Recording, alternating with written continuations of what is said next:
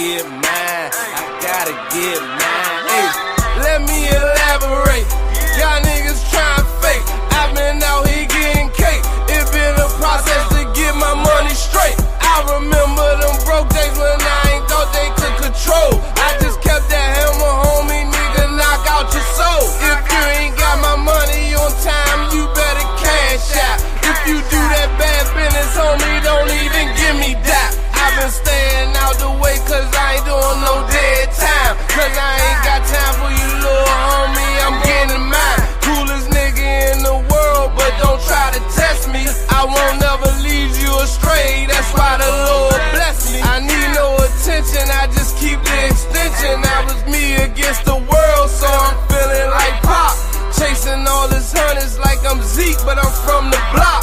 Monetize the flow, just follow the formula. If you ain't trying to get that bread, then I'm ignoring ya. I'm looking for a way out, cause I'm trying to go global. These niggas ain't on they hustle, they ain't even mobile. These niggas ain't no soldier, that's what a nigga told ya. Elias Cash, nigga ain't nothing free. So you know how it is when you be coming to DC. Hey, ain't nothing free, so I gotta get mine. I gotta get mine. I gotta get. Ain't nothing free, so I gotta get mine. I gotta get mine. I gotta get. I'm the realest in the DMV. Let me elaborate. Fuck your.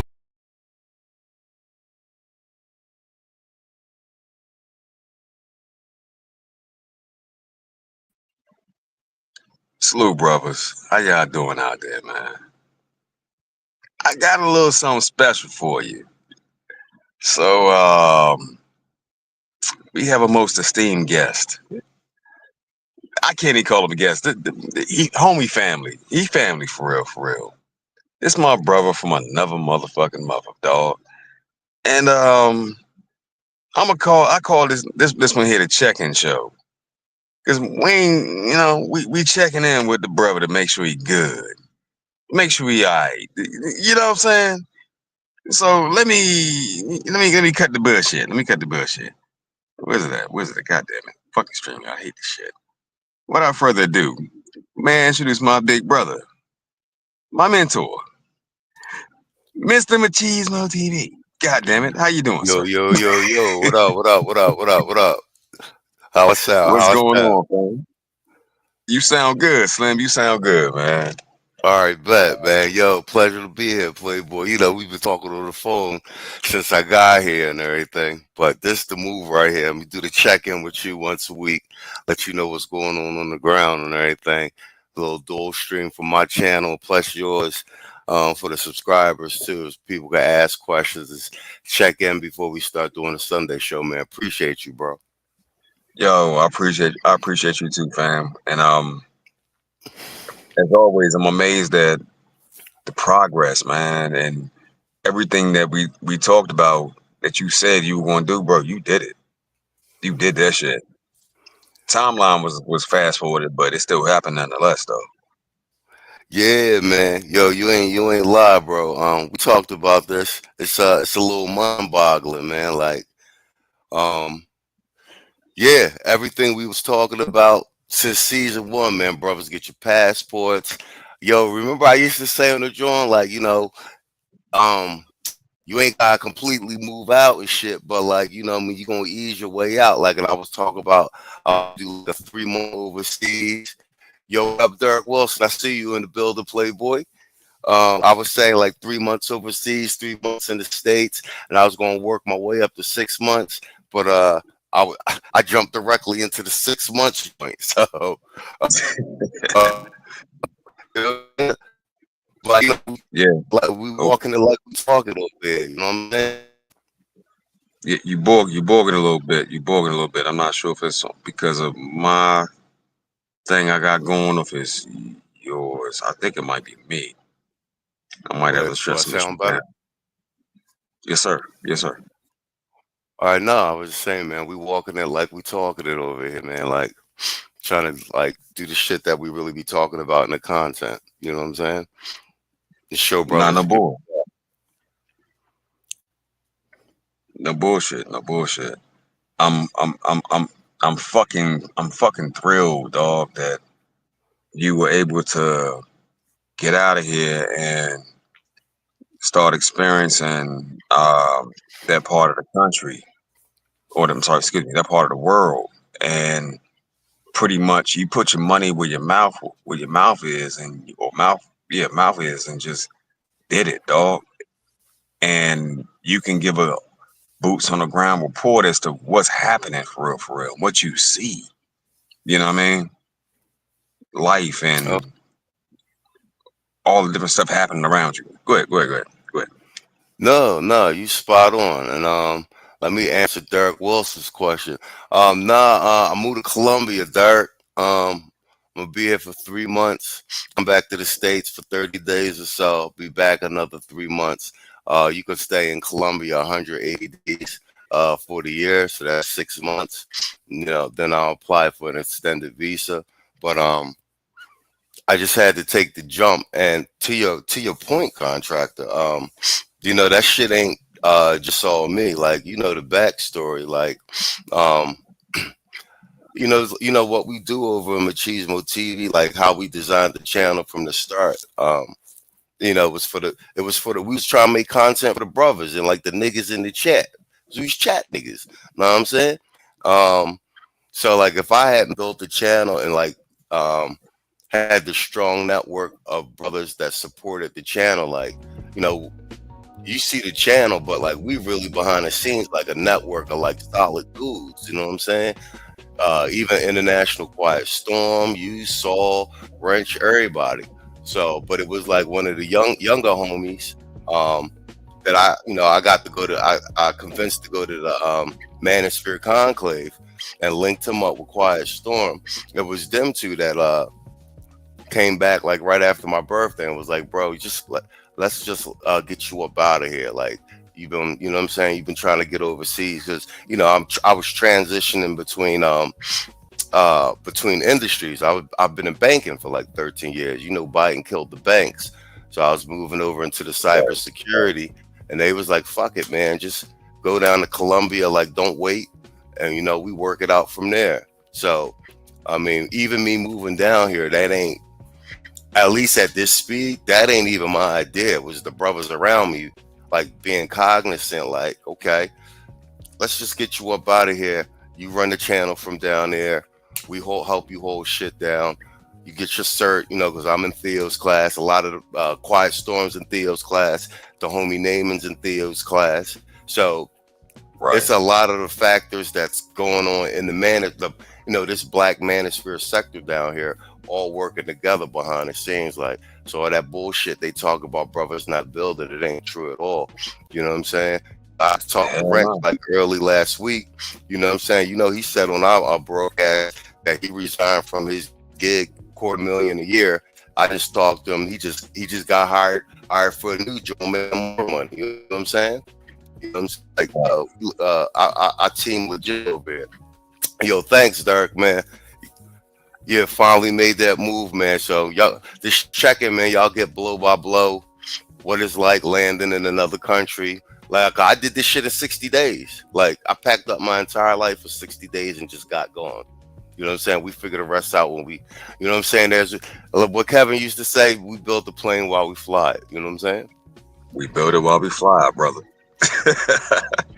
Yo, this shit is amazing because it's like everything we talked about is coming to fruition, right? And I've been an expat before.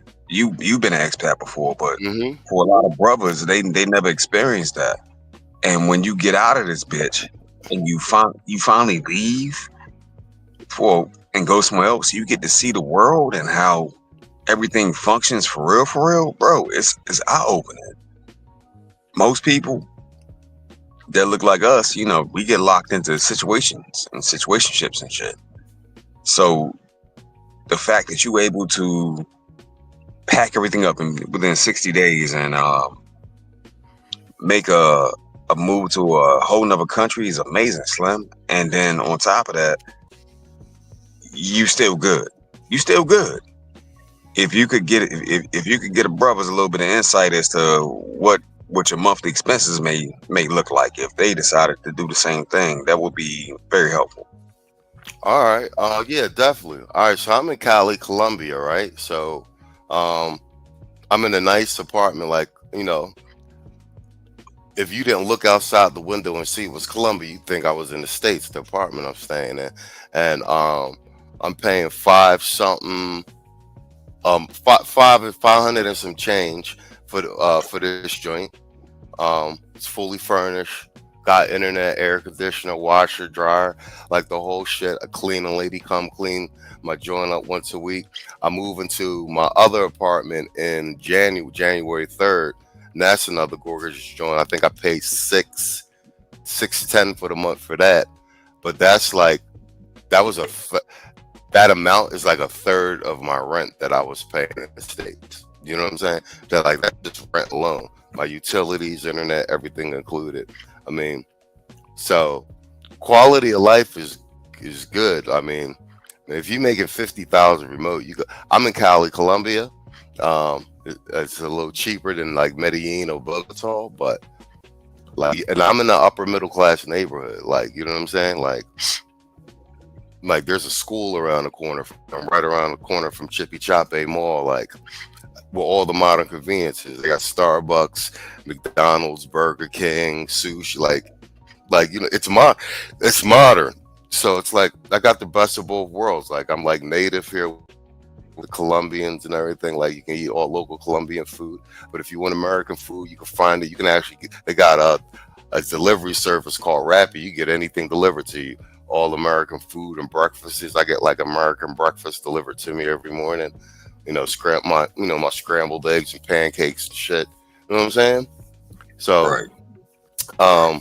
Quality of life is definitely, like I said, I'm in a residential neighborhood, so it's not a lot of partying around here. Like shit shut down around 9. Like you can go and find a party, take a car down to Granada and everything's all the nightclubs and shit.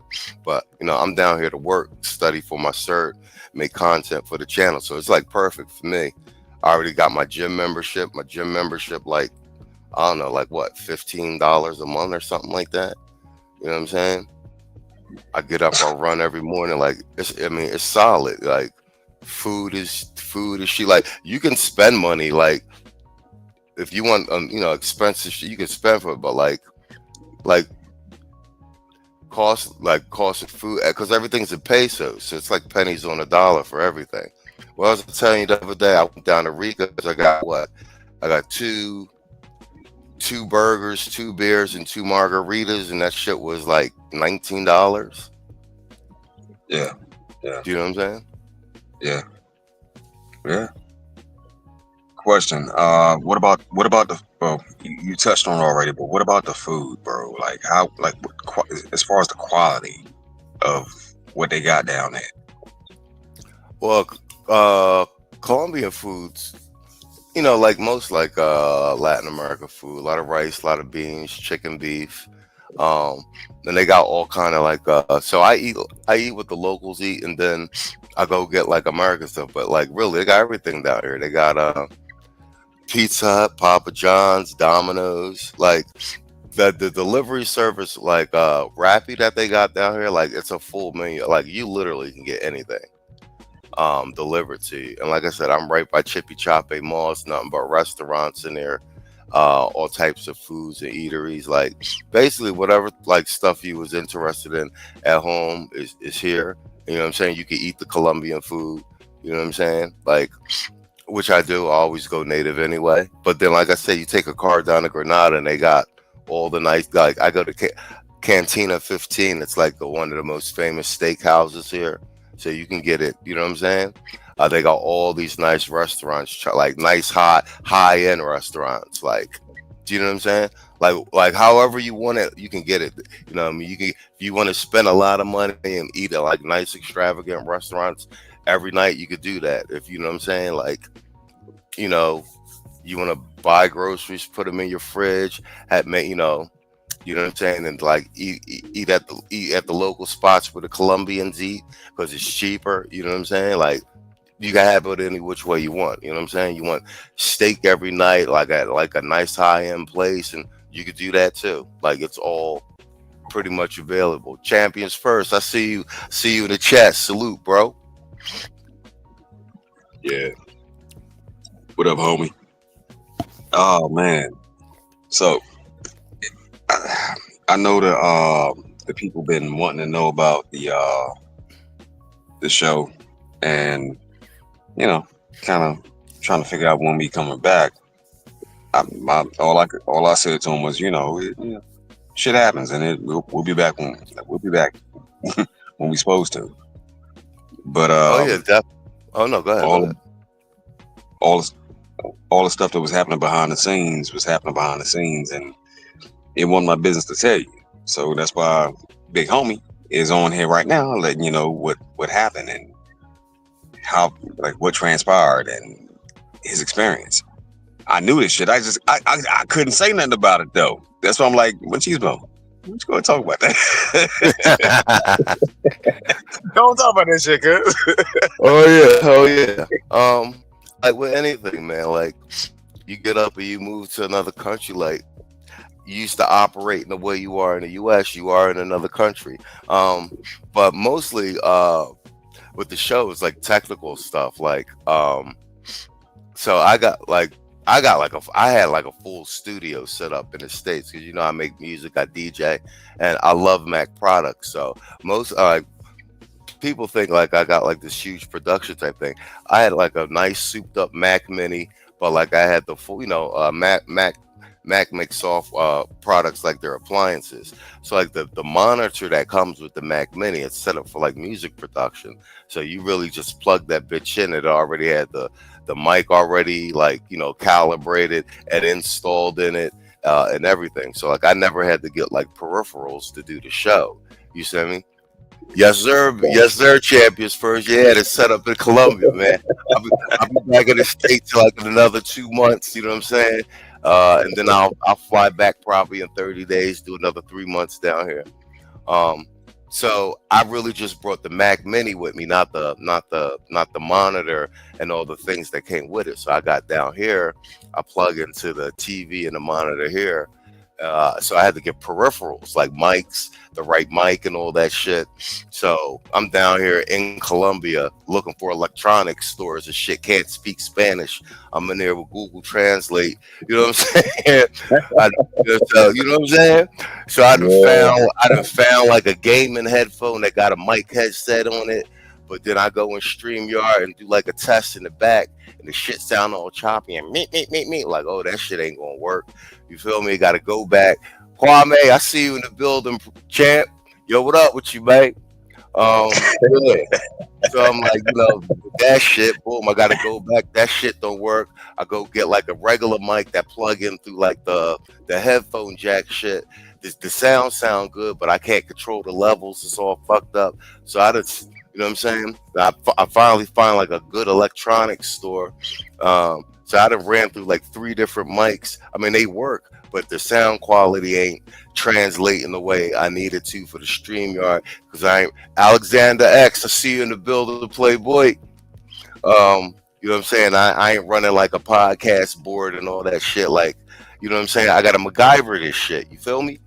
So it was a couple weeks of that. I mean, a few days of that. Then I finally found this Logitech headset that plug in USB with the mic in it. That's what I'm using now.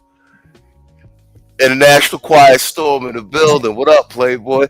I was, you know what I'm saying? I was telling them how you was instrumental in getting me down here, man. Yo. See, here's the crazy part. So for what I do know, I can't say nothing because it's that's your business, and I ain't gonna reveal nothing until you like, hey, bro, yeah, it's cool. But that's why I was like, bro, just talk to them because I already know they looking like, yo, what the fuck? Like y'all, like Quiet Storm was my first falls down here. Those are my first. Yo, what up, Alexander? This the check-in call from Colombia, Alexander. Let everybody know what's going on. Let them know when the Sunday show coming on. Let everybody know how it is settling in down here. Like, give you the real boots on the ground, real time. I've been here like close to 3 weeks. So like this is the call. This is the dual stream on from Contractors Channel and shit. To let all the subscribers and everybody know what's going on. Everybody that's like in the Patreon or was in the members, you know, they know I was releasing the trailers about me moving and shit. So so this is the check-in with everybody. Let everybody know I'm cool. The transition was good. But yeah, about the show. So that was the technical shit. Then I ain't realized that like unlimited data on like shit, that's like an American thing. So, you know, like our shit production heavy, man. I'm downloading shit, uploading shit, editing shit on cloud apps, making shit look fly. You gotta buy data down here and like you know, buy gigs and shit, like 60, 80 amounts of gigs. So I was like doing edits for shows and shit. I keep running out of data. Like, why my shit all slow? Why I can't download this? Because I'm used to having unlimited data in the States. I can do whatever the fuck I want. Send me that link. I'll download that shit. Send me that link. I'll download that shit. Down over here, I gotta conserve like a motherfucker. You know what I'm saying? So that was another expense, just like spending money on data, like, because I was blowing through that shit every day, just like trying to do basic shit. And I said, oh, so you know, you gotta adapt like MacGyver shit. So next time I come down here, I know like I gotta upgrade a couple things because you can get unlimited data if you use eSIMs and shit like that. So that's like little like on the ground shit, like a motherfucker gotta tell you that shit. You feel me? Like, and you don't know that till you get to the country and you see like, you know what I'm saying, who their internet provider is, what packages they offer, like, so like unexpected, like shit that you couldn't really plan for unless you was actually on the ground and know what the deal is, like, you know what I'm saying. But you know what I'm saying. But as far as Sunday show, we was actually gonna go live this Sunday. We was ready to go, but it's Saul's birthday today. You feel me? So I had talked to Saul, and he was like, "Yo, it's my birthday. You know, I can't say what. I don't know if Saul want people to know where he at, but it's his birthday. He hanging out with his peoples." So I was like, "Fuck that shit.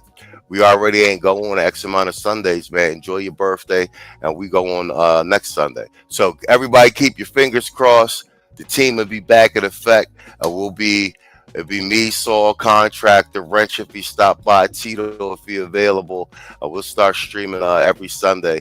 This coming Sunday, man.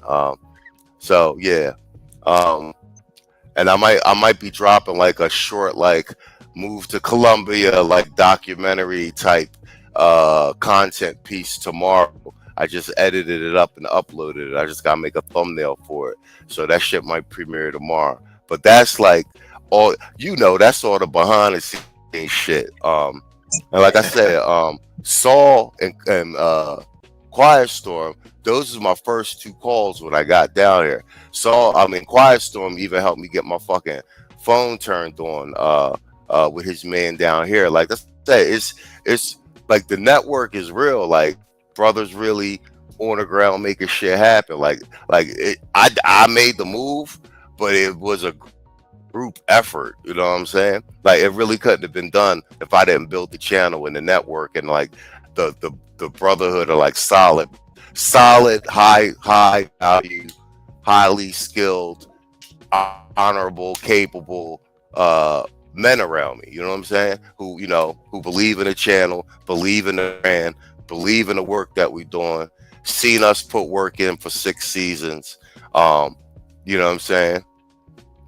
And like wanted to make sure I was in a good position, like so I could keep running the channel, and then also like forward the mission and shit. And like I said, Theo Waff a big part of this too, because I wouldn't even have had the confidence to be like, oh, go down there now, like if I wasn't in Theo's class, because I'm like, you know, I'm going to get this AWS cloud cert plus a GCP.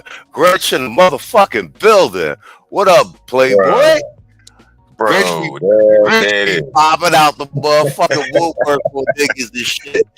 You know what I'm saying? Take his channel down, disappear, change his name, and then the nigga pop up in the comments like popping a little laughy face like this nigga. What up, Grinch? I see you Bro. play, boy. Hey, Grinch. You said some shit a little while ago. I said, this motherfucker is too much like my goddamn self, and I agree. You know what I'm saying? Grinch said some shit, though. Grinch, my man, I be listening, man. we done clipped Grinch up a whole bunch. We done clipped Grinch since what? Season 1, right? And Grinch, Yes, sir. our Yes, classic sir. one is like, what's the John? The John when he trashed motherfucking Princella? That shit gold. Classic. Get that shit. That's brutal shit, bro. Like that John I clipped up a Grinch. That was brutal shit. He destroyed her. That shit that's classic machismo content right there, bro. You broke. You bogging, bro. You bogging a little bit, just a little bit. Wait, I sound better? Now, yes. Do I sound better? You good? Yes, sir. All right, cool. That might be the internet Grinching down there. No, I was saying that Grinch shit we clipped on the Princella shit when he just trashed her, trashed her like that. That's classic Machismo TV fucking content right there, bro. That's like somewhere between what, season 1, season 3? Yeah, that's classic shit right there. Yeah. All day. All fucking That day. shit was so brutal. Every time I was streaming at night, I would have to stay up so that when it was done, that I fucking unlisted it immediately. Because that shit was so brutal. Bro, I remember in the beginning, right? Like, everybody don't know this, but in the beginning, when we first started, like after I got on board, I'm like, my mouth was reckless a little bit, you know? But I remember staying up and nursing or attempting to nurse the channel. I was guarding that bitch at night, dog. I was guarding that motherfucker. Like, I would be a watchdog over that, over the channel, like late at night. But I was making money in the morning, so I didn't really give a fuck anyway. But I set my own schedule too. But Slim, I remember I was up 3 a.m. I'm watching the channel. Who said something? You know what I'm saying?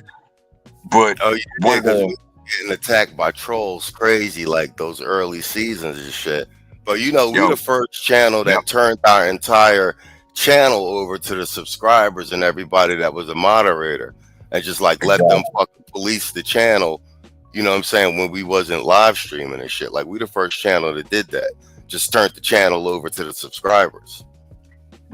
Yeah, no bullshit. I remember, like, literally, motherfucking, because I was so afraid of this thing that we just pushed forth, like getting collapsed by a dumbass troll.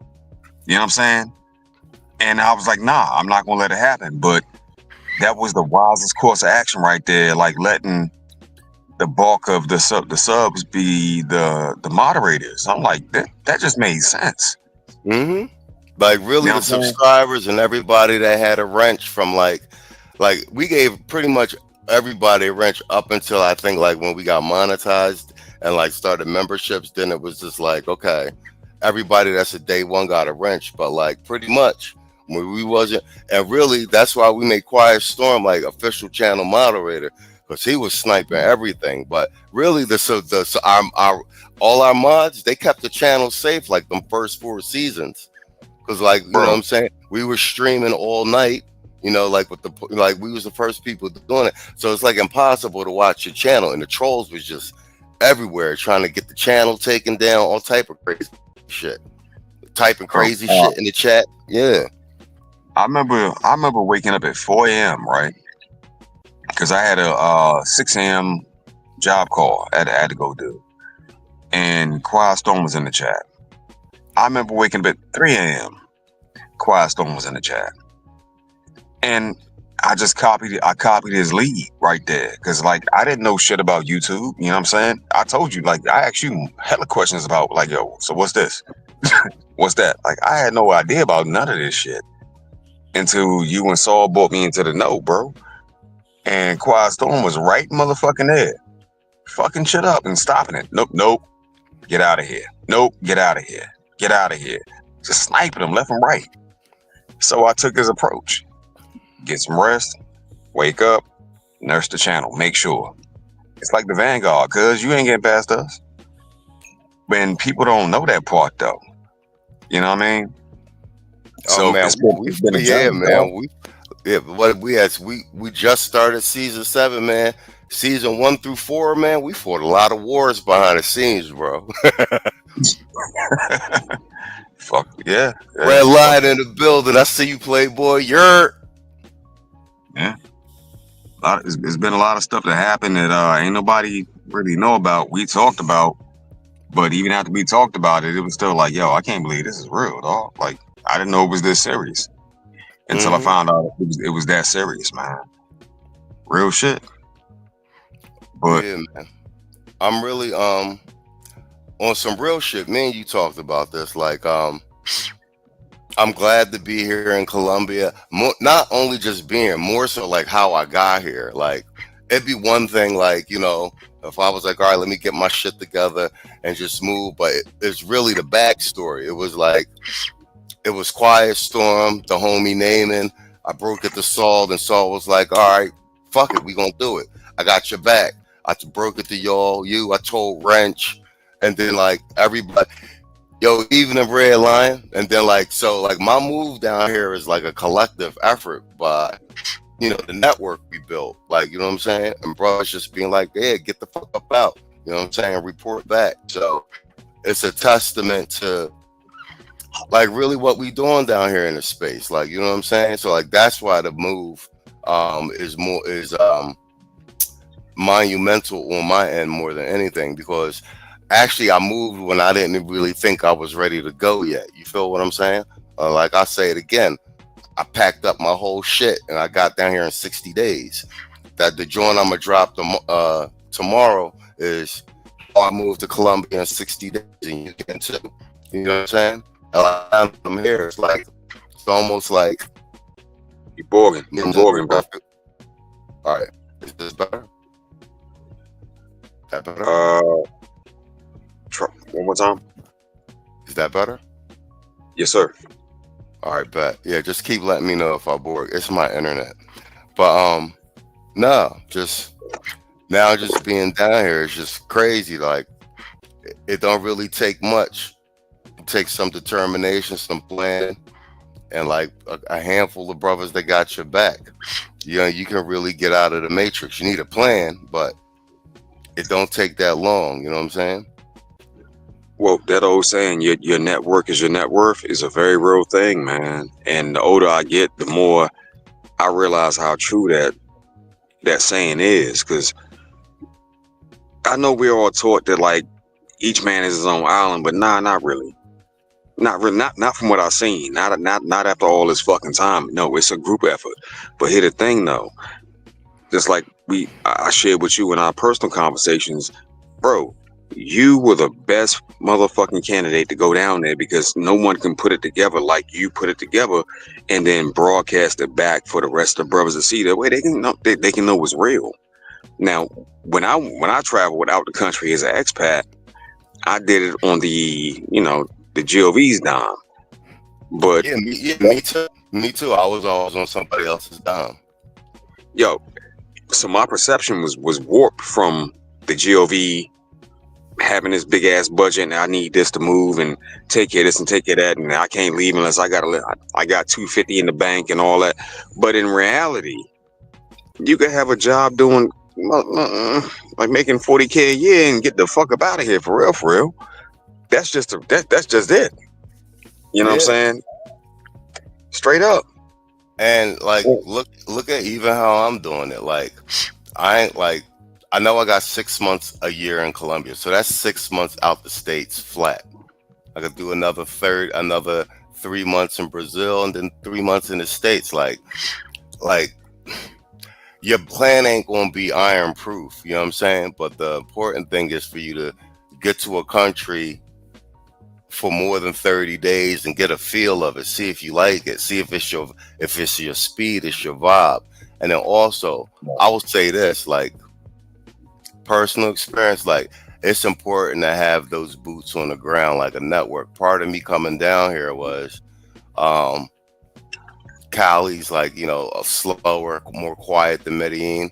Um, Quiet Storm's boy is down here. Nate's the one who helped me get my phone turned on, and he wasn't even here. He did that shit over the phone on his way to the airport. And his girl speaks Spanish, and she talked to the people at the fucking phone place and told them what I needed. Like, you know what I'm saying? Like, you need boots on the ground. And then I'll say this, like, so the boy that lived next to me here in the apartment building, he's a Air Force vet.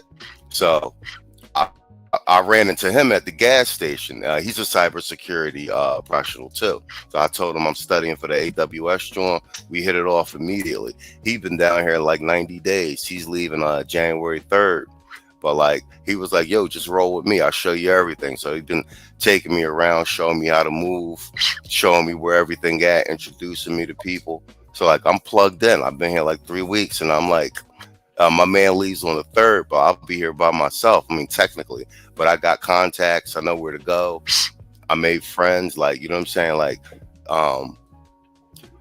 so like, depending on your personality, and like, you know what I'm saying? Like, definitely do your research, have a plan. Everything ain't gonna work out, but like, I will say this: the sooner you get out of the country, the better. Because the homie that's showing me around, he just turned 40, man. And he been doing this shit for like 3 years. I met a whole bunch of dudes down at Rico's, Black Brothers. Yo, man, you see like the passport bro shit, like, you know, that the content creators make. But what you don't see is the dudes that don't got YouTube channels. And I'm telling you, man, brothers is out here traveling, been all over the world. I'd have met them. You know what I'm saying?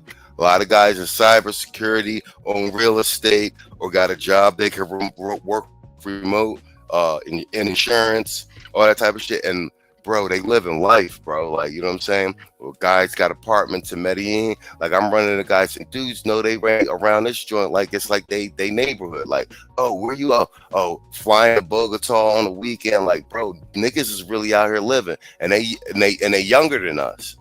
So like, I'm just out here doing it. Like, I lived overseas before, but not like this. You know what I'm saying? Like on some lifestyle shit. So like, now that I'm down here and I'm meeting people, I'm like, man, I should have been doing this shit way earlier. You feel me? Because like, I'm looking at it like this nigga in his 40s, and he got it together. Because, you know what I'm saying? Like, what I realize is it's a lifestyle. So I see dudes like my man's leaving on the 3rd. He going back to Tampa, and then he's going to be in Panama for 90 days. So like guys basically I've seen these guys, they just basically design their life around they travel. And like I said, man, and my homie, he got kids and all that shit. Like, so I'm just seeing dudes from all type of walks of life, like, design their life around they travel. And like, man, niggas look happy, bro. Like, they happy their way. Yo, Quiet Storm just hit it right there, dog. That part. You never see him on YouTube, Slim. Yup.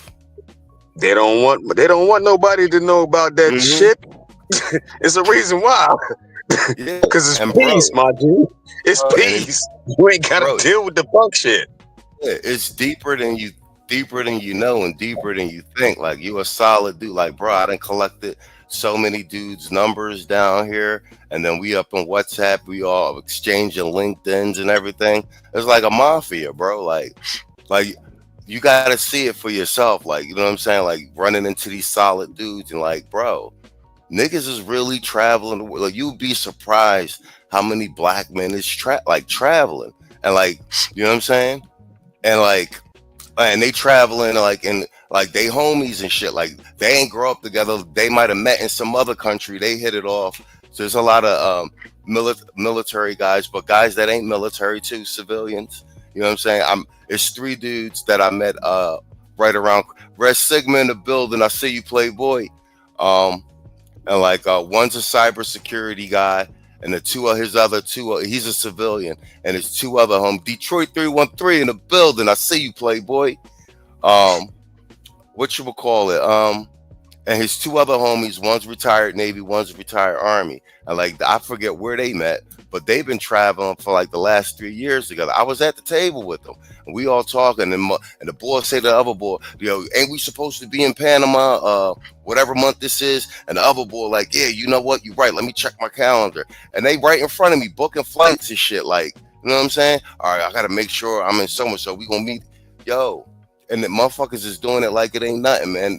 And the boy talking about next year I'm gonna we gonna do like 20 countries. Like, bro, that shit just blew my mind. Like, you know what I'm saying? Yeah. Well, see, according to Keisha and them, we all dusty though. You know what I'm saying? We all dusty though. Whole time, we been moved out and past your motherfucking ass. You know what I'm saying? They don't understand that. Like the reason why you can't find us is because we gone. We're gone, or we're making plans in the shadows and getting ready to get gone. You know what I mean? Like it's a real deal reality, bro. When I was contracting Slim, I wasn't thinking about nothing over here. I was thinking about building life over there. You know what I'm saying? And to see that brothers put that in action, that shit is more than just refreshing, dog. It's inspirational. And to hear the report from boots on ground, oh hell yeah. It's a network already established too. Oh hell yeah. Gone, fam. I'm just getting the money right. And after I get the money right, I'm gone. Yeah, I would say that, a lot of the content is around, women and stuff like that. I like, women is a part of the equation, but everybody I met and just like, it's really about quality of life and like freedom and everything. I will say this, man, like, bro, any black man, if you spend the entirety of your entire life in the United States, like, bro, you losing. Like, you know what I'm saying?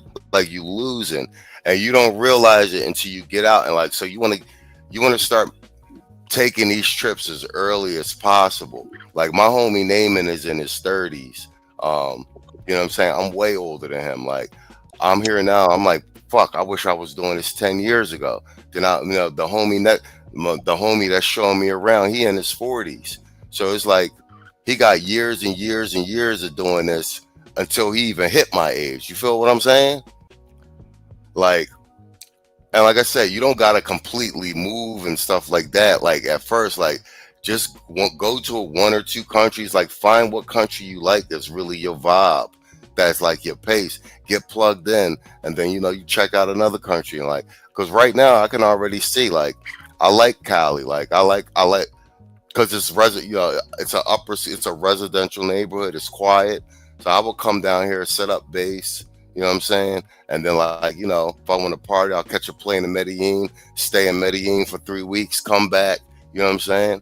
And work and stuff like that. Like, you know what I'm saying? Like, you gotta, whatever type of lifestyle like you wanna live, like, you find a country that suits you, and like, you know what I'm saying? Like, but you can't come down like just to, like, yeah, you could come down to party, but like, dudes is settled in down here. Like, I know dudes got a crib in Medellin, got a crib in Cali, got a crib in Bogota, got a timeshare in Dominican Republic. Like, bro, dudes is really out here, bro. You be meeting these dudes, and you be, oh, Kofa, what up? Me and Growth and Kofa, we in the same class Theo's joint. You know what I'm saying? But like, and once again, like I said, part of me being down here is because I'm actually in Theo's class. And so I'm already ramping up for that cybersecurity and being able to work remote. And I know it's real because the homie I roll with, he's a cybersecurity professional. I'll be hearing him next door working during the day. He be done at 3. He hit me up like, yo, let's go. Let me take you so-and-so. Let's go hang out, blah, blah, blah, blah, blah. And he been doing that shit for years. Yo, salute, Growth Talk. Hell yeah, support Black Male Media. I was just on Travel Talk with my bros day, exactly. And I want to keep reinforcing this. Like, this ain't really just my independent move. This is a culmination of everything that's been going on in the space, and a middle finger to all the detractors. Like, you know what I'm saying? Like, my background is banking at least the last 13 years. If I wasn't in Theo's GCP class, that's 5.5, and also in his class 6, which is the AWS. So I'm on course to get both of those certs. But if I didn't have a homie name me, if I didn't have the study groups, I wouldn't even like, I know I'm going to pass the cert. If it's not the first time, it'll be the second time. But just getting through Theo's first class, getting my confidence up, like I'm not intimidated by this cloud shit and this IT shit, and then being down here and running into a bunch of boys that do IT, and I'm watching them work remote in real time. Like, hold up. 1 second. Shout out to Wrench motherfucking Turner, my big brother. Wrench Turner in the building. What it do, Slim? What up, Broken? What up? In the building. In the motherfucking building. Oh, Quiet Storm then came through and drug his nuts again. God. Broken Blade in the building. Broken, yeah. What up, homie? Here we go with this one. Let me just show you that. What? Don't bring your ass. Like, that's name. He stay doing that shit, dog.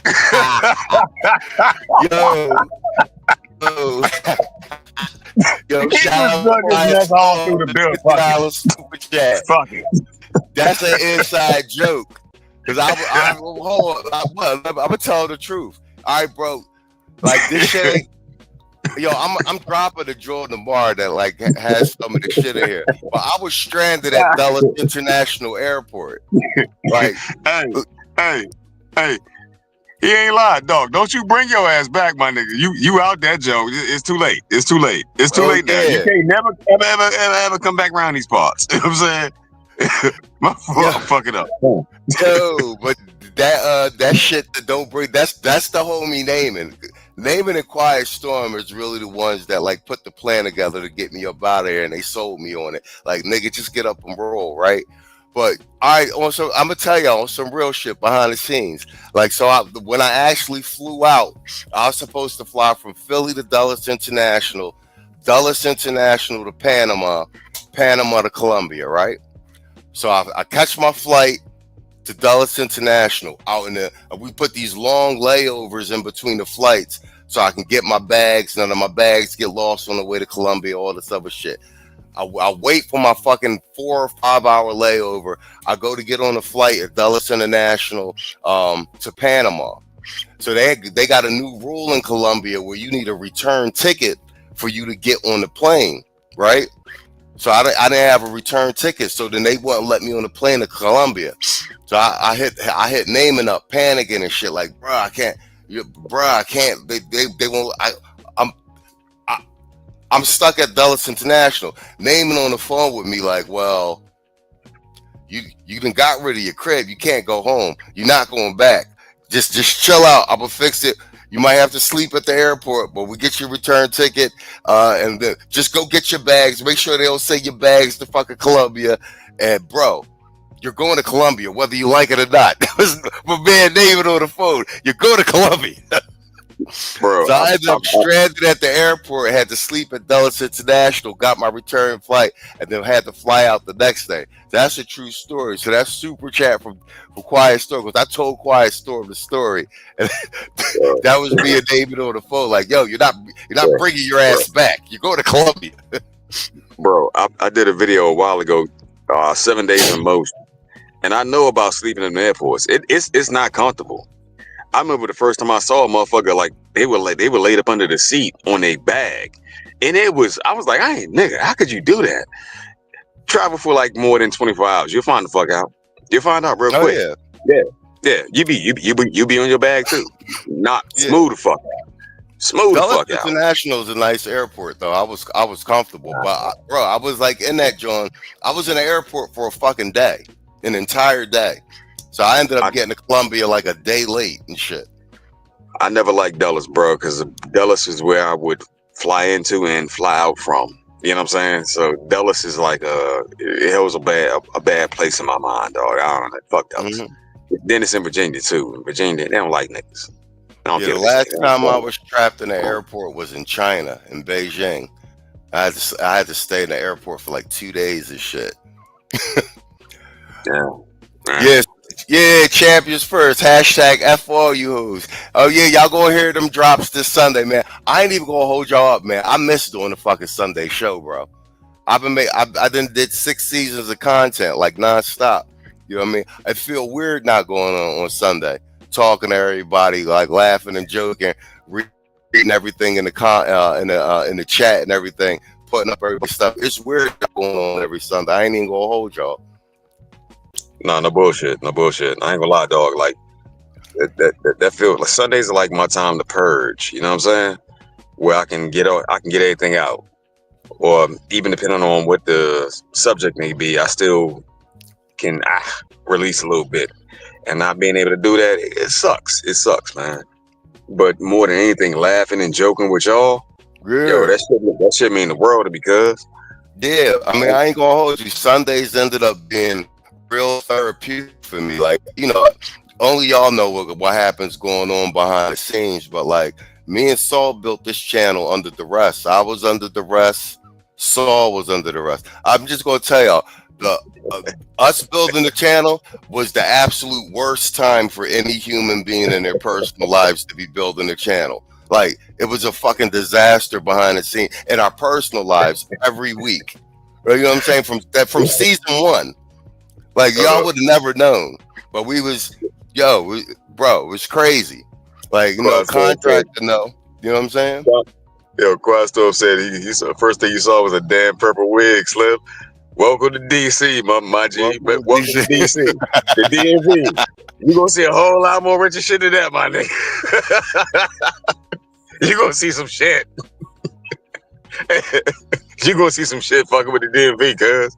Yeah. You can see all kinds of wild shit. Yeah, everything go through Dulles. It's like a million different airlines and shit. Dulles was crazy. It do. Mm-hmm.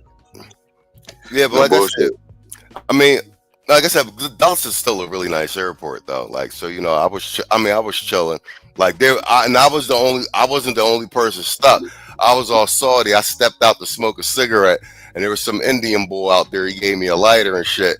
And I was telling him how I was laid over, and he told me something even worse story. He was in DC headed to Texas, but he flew in from Mumbai and somewhere else, and then he was stuck like 3 times before he got to Dulles. So I ended up feeling not as bad. I ended up after he told me this story, I felt like a bitch. I was like, okay, because this shit was horrible. No bullshit. I got stranded in fucking Switzerland. Yeah, Switzerland, and it was snowing. I missed my flight, but they were calling my name in a language I couldn't understand. So yeah. That when you traveling, when you in process, expect the unexpected, because shit will happen. But it's best that individual like yourself had that experience, because now you can relay that back to the brothers the way they don't wig the fuck out when they in process, man. Oh yeah. Some shit be happening, dog. In the Air Force, you get stuck, dog. Yeah, international travel, your flight may be delayed. They'll move your gate on you, all this shit. I always go directly to the gate where my flight is, even if it's hours to go. Make sure I'm at the right gate. You just gotta keep checking shit, because shit will move on you real quick. But when I got to Panama, they was whatchamacallit, they was nice as shit to me. Made sure I got on my plane and everything. Whatchamacallit, I got all my shit taken care of before I went to board the plane. I went and found the boy that was in charge, showed them my return ticket. My man updated me, because it was I had to fly Copa into Colombia, not an American airline. So he updated me in the system, all that shit, stamped my shit. He was like, bro, don't worry about it, you good. And then by the time I got to Colombia, bro, I had no problems getting in, customs or nothing. You know, I got to the joint, they wanted to see my where you stay in my address. I ain't had no data on my phone. I'm all about to fiddle through my phone. The board's just like, welcome to Colombia, enjoy your stay. Like, keep it moving, nigga. You know what I'm saying? With the customs, you know what I'm saying? I thought they was gonna give me a hard time. He seen I was fumbling. He was like, welcome to Colombia, keep it moving, enjoy your stay.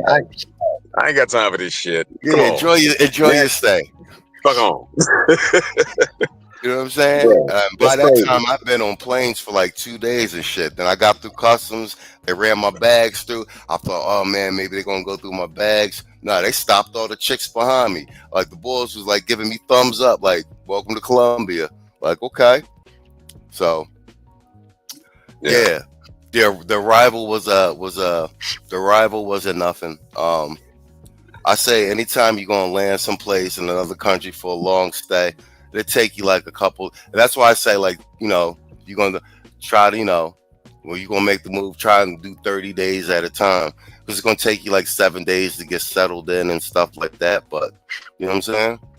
I'm telling you, your brothers, man, you got travel. Like you know what I'm saying? Like maybe it may or may not be a thing, but like your entire existence in the United States, so you don't get on a plane and see another country or whatever. Like, bro, you losing, bro. I'm telling you.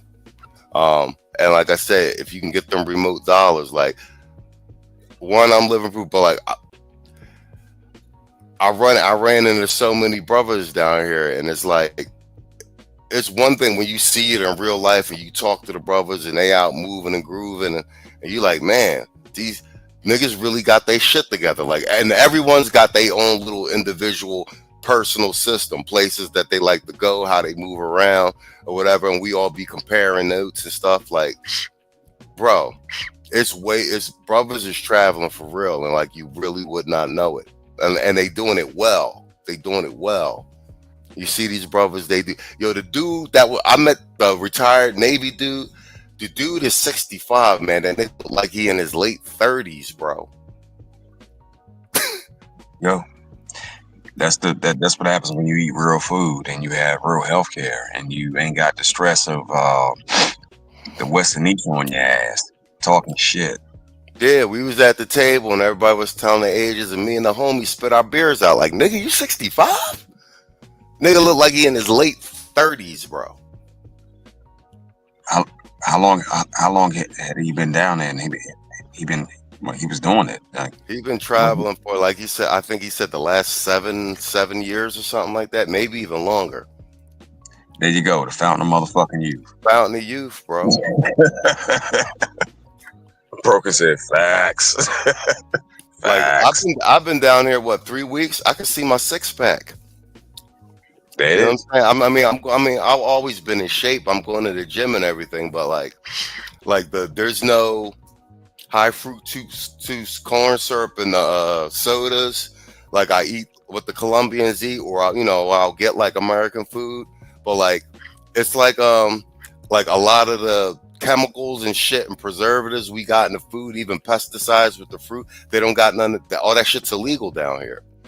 Like you eat, you don't get niggeritis down here and shit. You know what I'm saying? Like you eat big because it's all them preservatives that be having you all fucking drowsy and shit.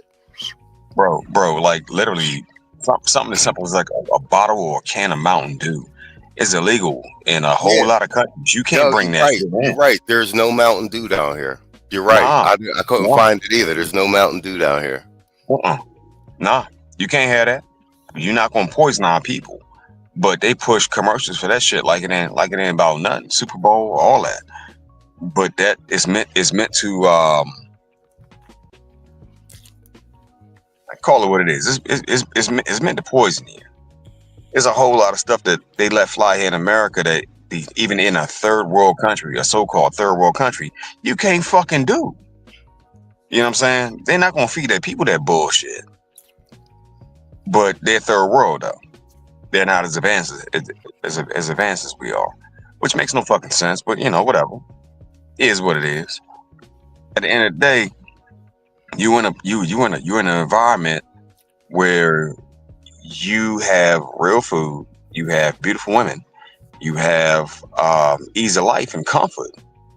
That's why I said, like, yo, can't nobody document it like you. Can't nobody chop it up and put it on display like you.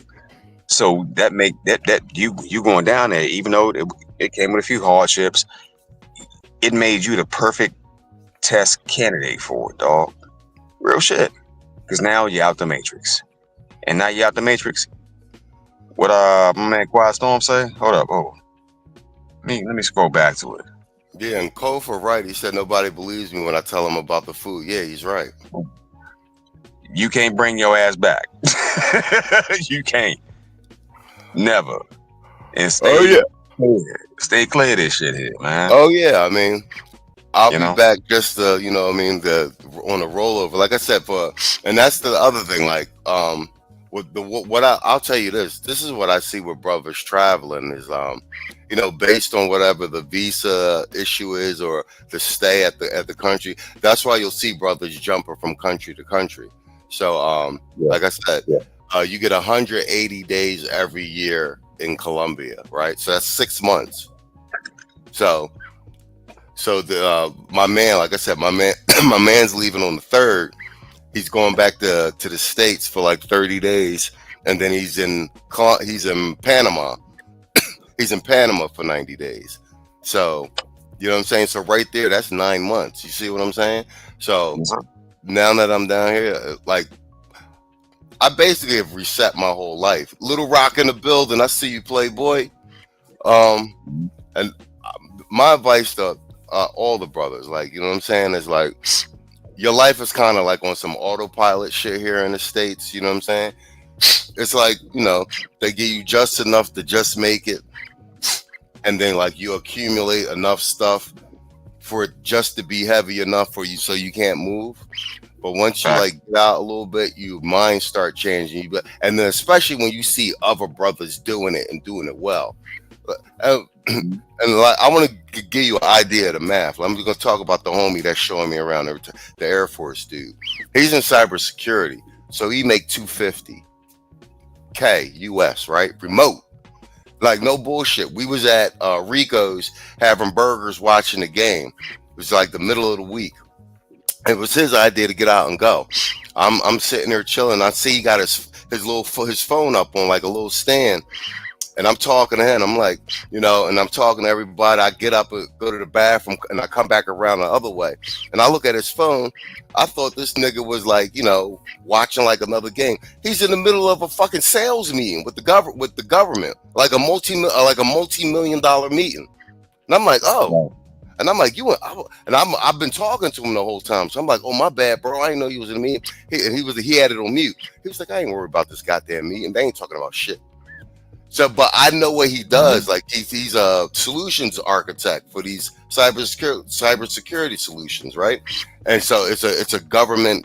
They're having a governmental meeting, like, so they're trying to sell a solution to the government. So I already know it's a multi-million-dollar like deal. So he's in it. We're in the middle of the Colombian shit, having burgers at some joint. This nigga's on his phone in the meeting. You know what I'm saying?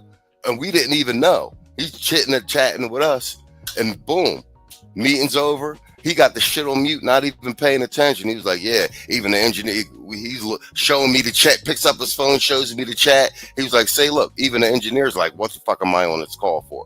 You know what I'm saying? So it was blowing my mind seeing it in real time. A brother like really working remote, chilling in the middle of, we watching the game, eating burgers and shit. He's in the middle of a motherfucking meeting, like a multi-million-dollar meeting. He's younger than me, and he like, man, fuck this meeting, blah blah blah blah blah. The meeting's over, and then we just chill and hang out, go check out some girls at some bar and shit.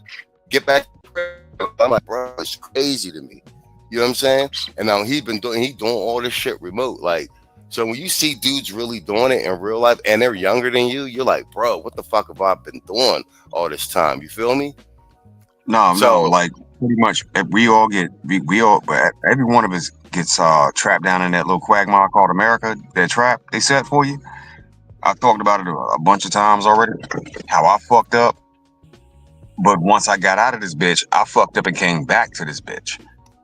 You know what I'm saying?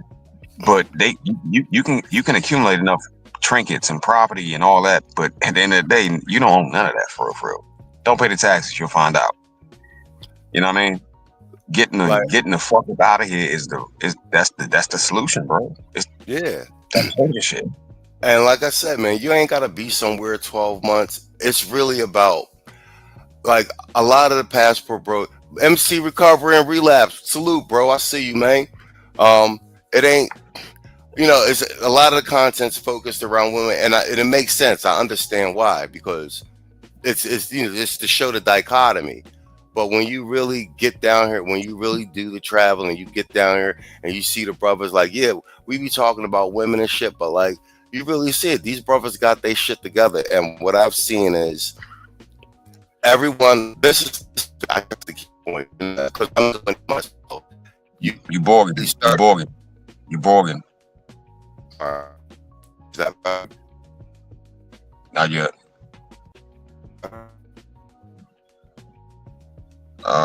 Try that.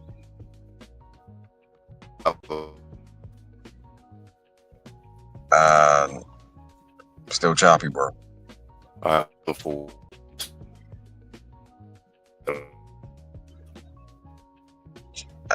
Shit.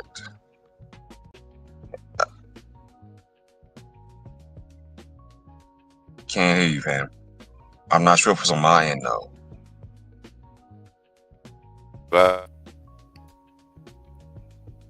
Can you hear me? Yeah, you're good now. All right, cool. I switched modems. Well, yeah, so I was saying is like, and I'm doing it myself, you immediately start trying to figure out how to rearrange your life so that you can travel as much as possible. And that's the thing. Like, you don't even think, until you travel, you wouldn't even think about remote or even think that it's possible. But when you see other brothers doing it, you start being, and they're younger than you also. You end up being like, all right, I need to figure this shit out. Facts. You know what I'm saying? Facts. How do I get my ass to the places I want to be 6 months out of the year? And it's really not that hard. You know what I'm saying? Facts. And especially when you're go ahead, my bad. No, you good, you good. The reality of it, for me, from what I see, is once you see it, it ain't no denying it no more. You can't help but to believe it, because that's what cements that shit, man. Like, you hear about it, you hear stories about it, people talk about it, but once you see that shit with your own eyes in that place, oh yeah, it's over. It's over. So that whole fairy tale of you need this much money to move out of the country and you need this, and you no. It'd be nice to have it, because in a place where they only make like $700 a month, and you making I think the average salary in Colombia is like $600 a month, US. Okay, and you cranking what, $250 a year, $140 a year, doing what you do on some remote shit. 80 a year, 70 a year, you're living way better than average. Way better. Yeah, I've said it before. I think if you're going to be in Colombia, DR, Brazil, hold on, let me do the put the other guy's super chat up. I'm not your nigga. Let's read them out. I'm not your Negro with the $10 super chat. He said, greetings from Ima Cavite, Philippines. Salute, bro. And you can put Quiet Storms back up. And Quiet Storm said, do it again. Again, don't bring your ass back with a $2 super chat. Yeah. The sweet spot is if you can make like 50K remote, like Colombia is a cakewalk. Like I said, and like I said, based on your budget, like I'm in a nice place. Like, I'm paying this place where I'm at is like $5 something a month. The place I'm moving into in January is $6 something a month. But you can, if you want to pay $1,000 a month in rent, like, bro, you could be in something super, super nice. There's penthouses here, everything. But like, bro, just everyday cost of living is just, it really is not. It's a quality of life issue. Like, the women aside, it's a quality of life issue. Like, my stress level has reduced like exponentially the 3 to 4 weeks I've been here. Like, that's like no lie. Like, I sleep good. Like, I got shit I know I need. I got the same shit I need to do that I needed to do in the States, but like, I don't wake up like, oh shit, you know what I'm saying? Like, you feel me? Yeah. Like, it's noticeable. It is really noticeable. Well, honestly, bro, like, we were never meant to live like that, under that much goddamn stress all goddamn time. Because at the end of the day, I know I should say delete, but no, I'm not. Stress kills. It kills, and it ages you, and it saps years of your life from you. So at the end of the day, when you're in a place where your money stretches farther, and the food is natural, the women are beautiful, the weather is, much nicer than back here, because it's still cold as hell back here, and I'm down south, and it's still cold. You can't help but to just kind of woosah a little bit, versus grind, go, all day, every day, man. But yet again, I'll say it again, bro. It took an individual like yourself to go ahead and make that move and start to display it for everybody else to see. Like, yo, this shit is real. It's real. Because at the end of the day, I can talk about every overseas adventure I ever had in my life. Don't change the fact. Well, it's not gonna be the same as somebody that's living it right here and right now, and then reporting back. Brothers, this shit is real, man. If you want to extend your life, your health, and also stretch the wealth, overseas may be the move for you. And you got machismo over there, and he ain't gonna lie to you, cuz. You know what I'm saying? He gonna give you the straight up honest truth. And that truth is, ain't none of this shit here worth it in comparison. None of it. For real. Get your money from here, but you ain't gotta be here though. Oh yeah, that is the key. You want to make them U.S. dollars. You gotta treat the United States like a bank or a corporation. You just get them U.S. remote dollars and float into you down here. You know what I'm saying? But I will say this wholeheartedly, like, there just ain't no good sense for any Black American man to be spending his entire 12 months of the year in the States. There's just no good reason for it. You know what I'm saying? 3 months, Gunmetal Guy USA in the fucking building, my man, since day one. Salute, sir. Salute to you, sir. Yeah, there really is no good reason. Like, you're gonna get more of the same. Like, you know what to expect. You know what I'm saying? Like, and baby step it. If you 30 days, try 30 days. Then the next year, try 60 days. Then the next year, try 3 months. Like, you know what I'm saying? But like, you'll slowly start rearranging. I will say for me, this travel thing, I think it actually gives you more control of your life. Yeah, I really do. Like, I'll give you that perspective. Because right now, just meeting all these brothers and seeing how they moving and seeing how they doing it with ease and how they've been doing it for so long. Like, you know what I'm saying? Yo, I ran into this old head dude. Yo, he's way older than me. He's got to be in his 60s. Hey, this nigga's rolling around Columbia Dolo. Like, he knows everybody. Like, you know what I'm saying? We left some bar late at night in like a not so nice place. And he was like, no, I'm good. He's rolling out on foot. And we like, God damn. I was like, God damn, really? Like, he know, you know what I'm saying? He was like, he know where he could, like, bro, niggas is really, you would have to see, like, they really getting around, moving and grooving down here. Like, you know what I'm saying? Bro, Kofa hit the nail on the head right there. Right there. America ain't got shit but stress for you. Yeah, to get your old face.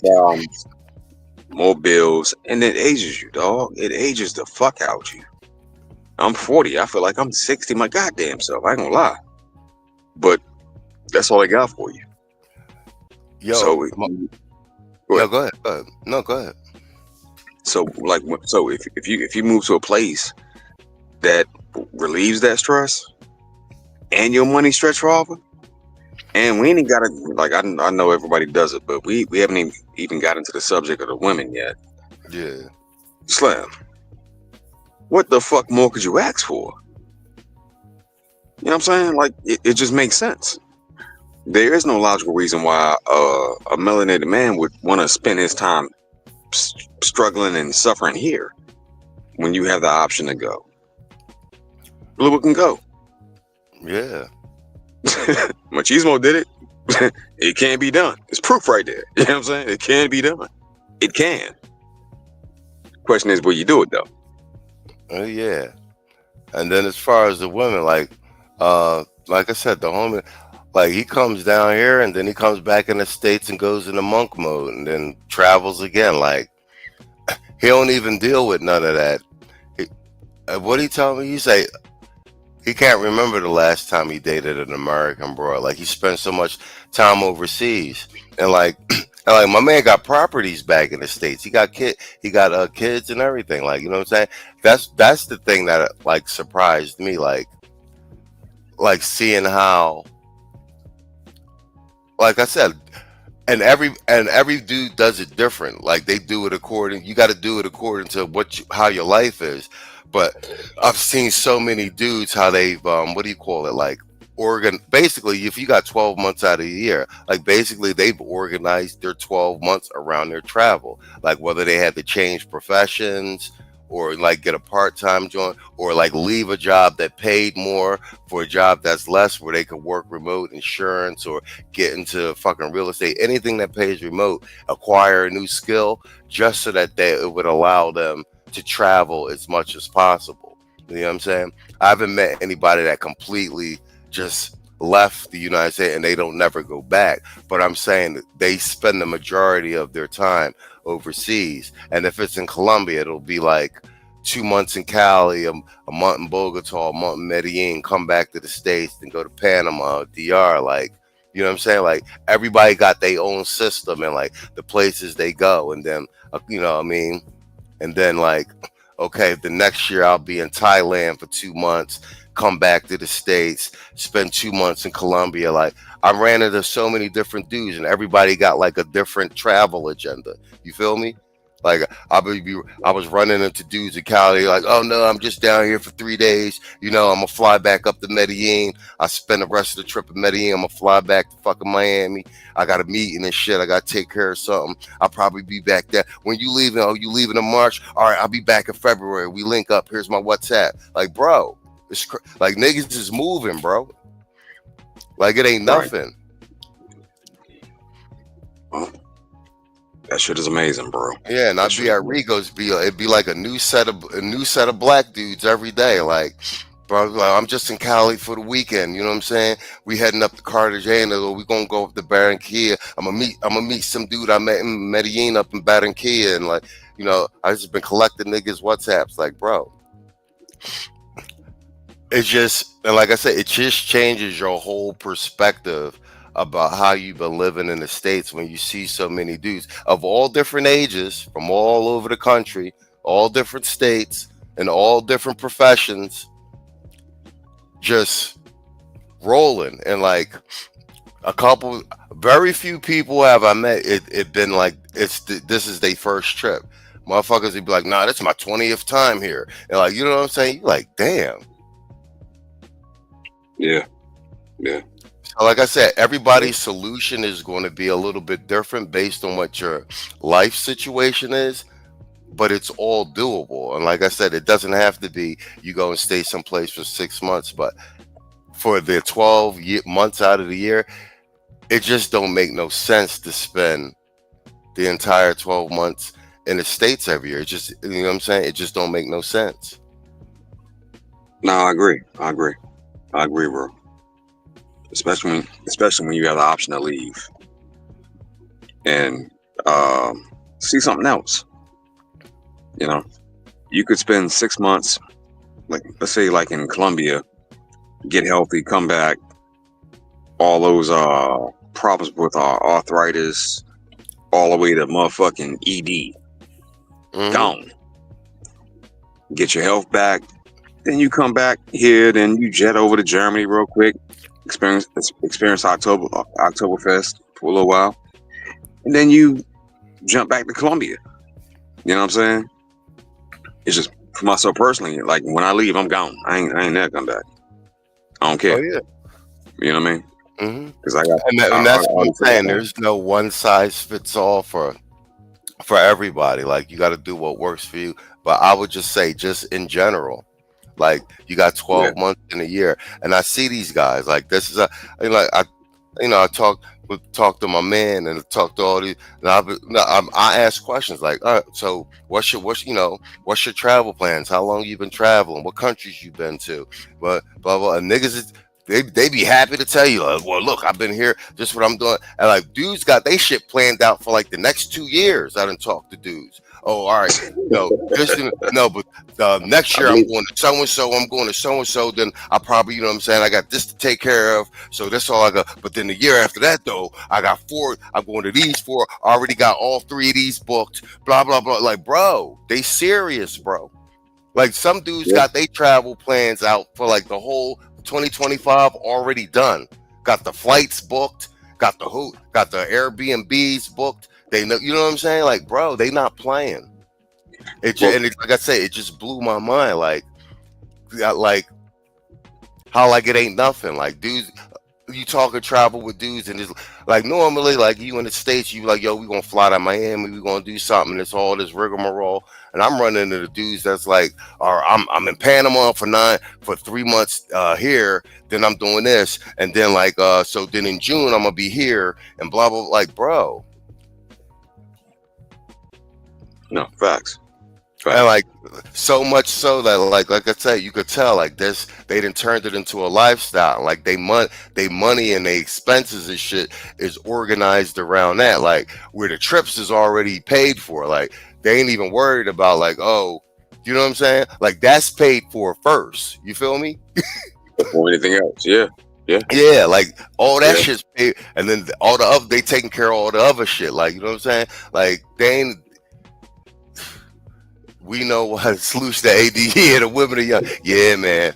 It's a lot of it's a lot of beautiful women in Colombia, and where I'm at in Cali, it's a lot of Afro Latinas, and like it's all bro, it's all dark skinned black women with like their own hair, like and they and it's long too.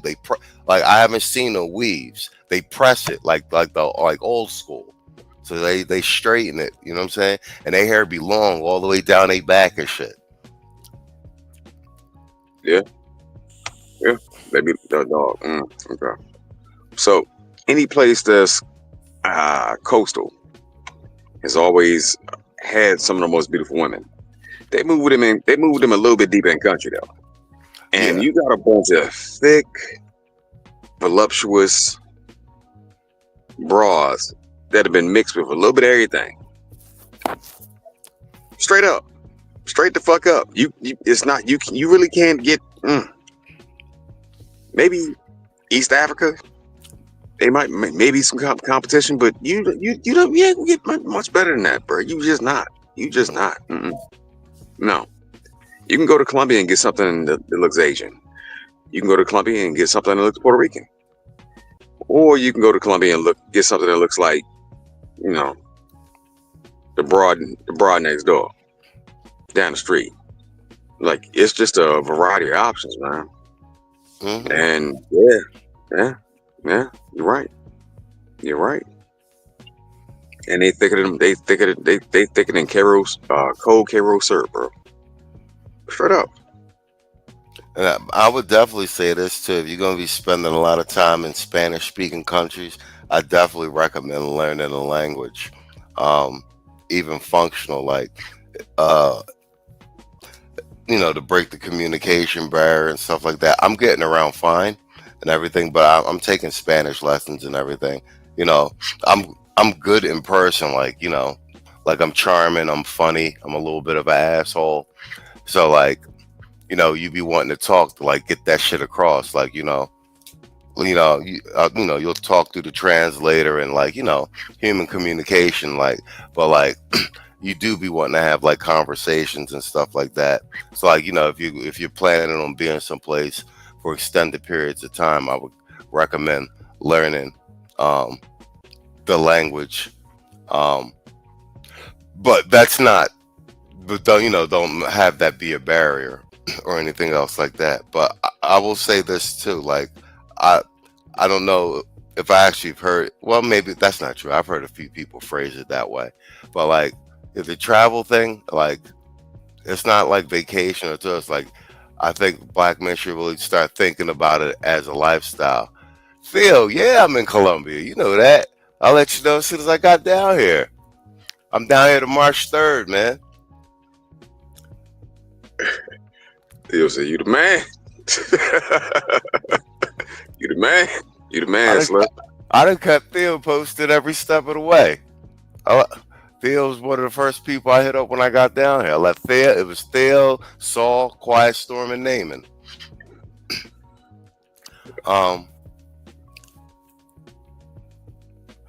There's a lot of cute blondes in Colombia. I talk to one every day, Mariana. I talk to one every day, right around the corner, Mariana. A lot of cute blondes. As far as women go, man, Colombia got fucking every flavor of woman you want. Dark skin to Spanish looking to just everything. You know what I'm saying? My man said, "Lucky man." Yeah, the broke genius. Salute, sir. Salute. Yeah. And Theo, where's my Colombiana? Oh man, if you come down here, you could definitely get hooked up, Theo. You'll have no problem getting hooked up with a woman down here. They're everywhere and available. Colombia is an open market, bro. You know what I'm saying? I mean, they like women are women everywhere. You know what I'm saying? The resources and that and the other, but femininity, like all the stuff we're missing here in the States, it's true. Like I said, I'm gonna check out Brazil too, because I get 6 months over here without an extended visa, so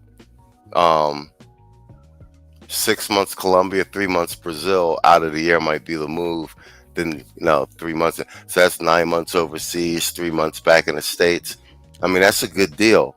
Like I said, my assessment just being here so far as travel in general, and for black men in general, black men in particular, is there are 12 months in a year. And there's just no good reason to spend all 12 in the United States. There just isn't.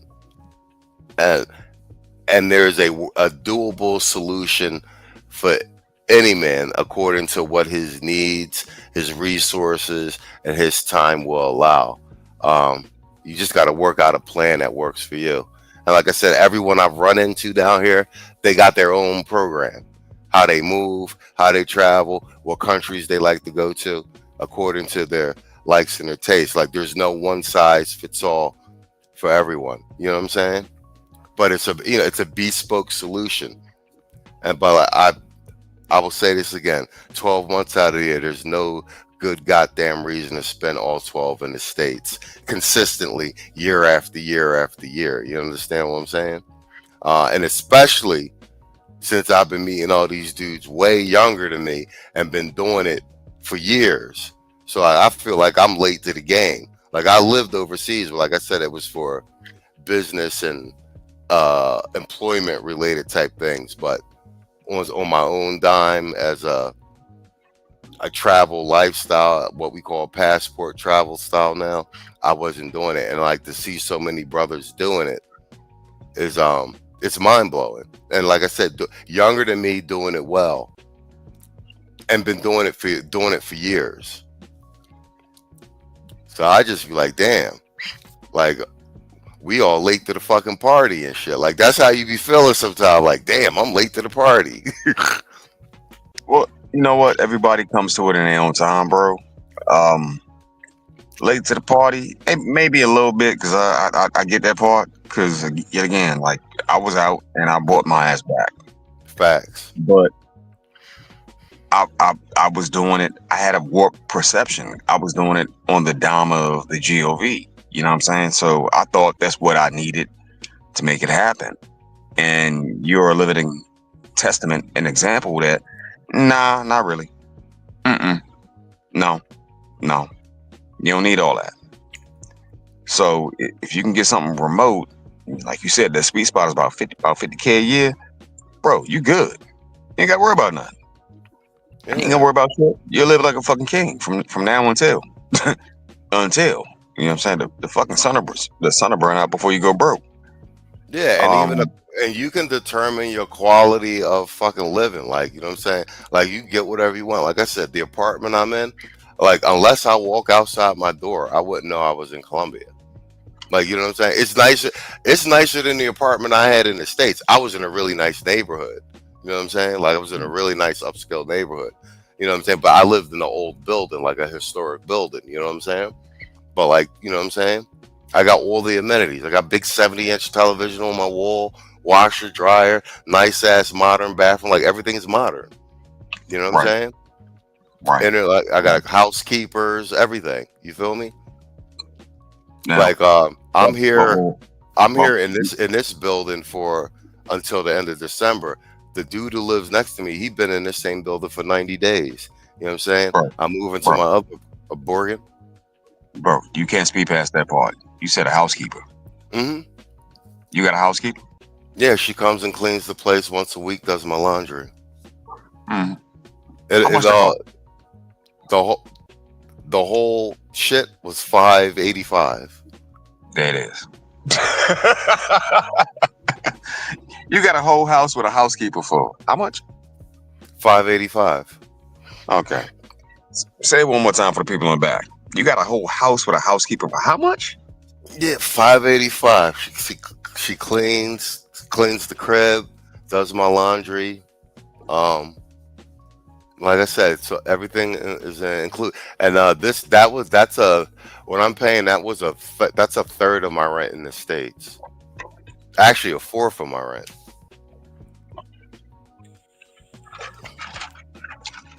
Yo, Tevin King, I see you in the building, Playboy, with the $10 super chat. He says, "Do not come back to the U.S. You made it out the matrix. Now plant your seeds overseas." Yo, that's the thing. Like, yo, I gotta come back so I don't extend my visa. But like, you know, it's a 30 days and it's a flight back out.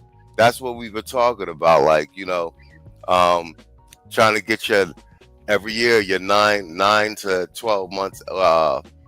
If you can be at least 9 months overseas. Like I said, Tevin Campbell. It's Tevin King.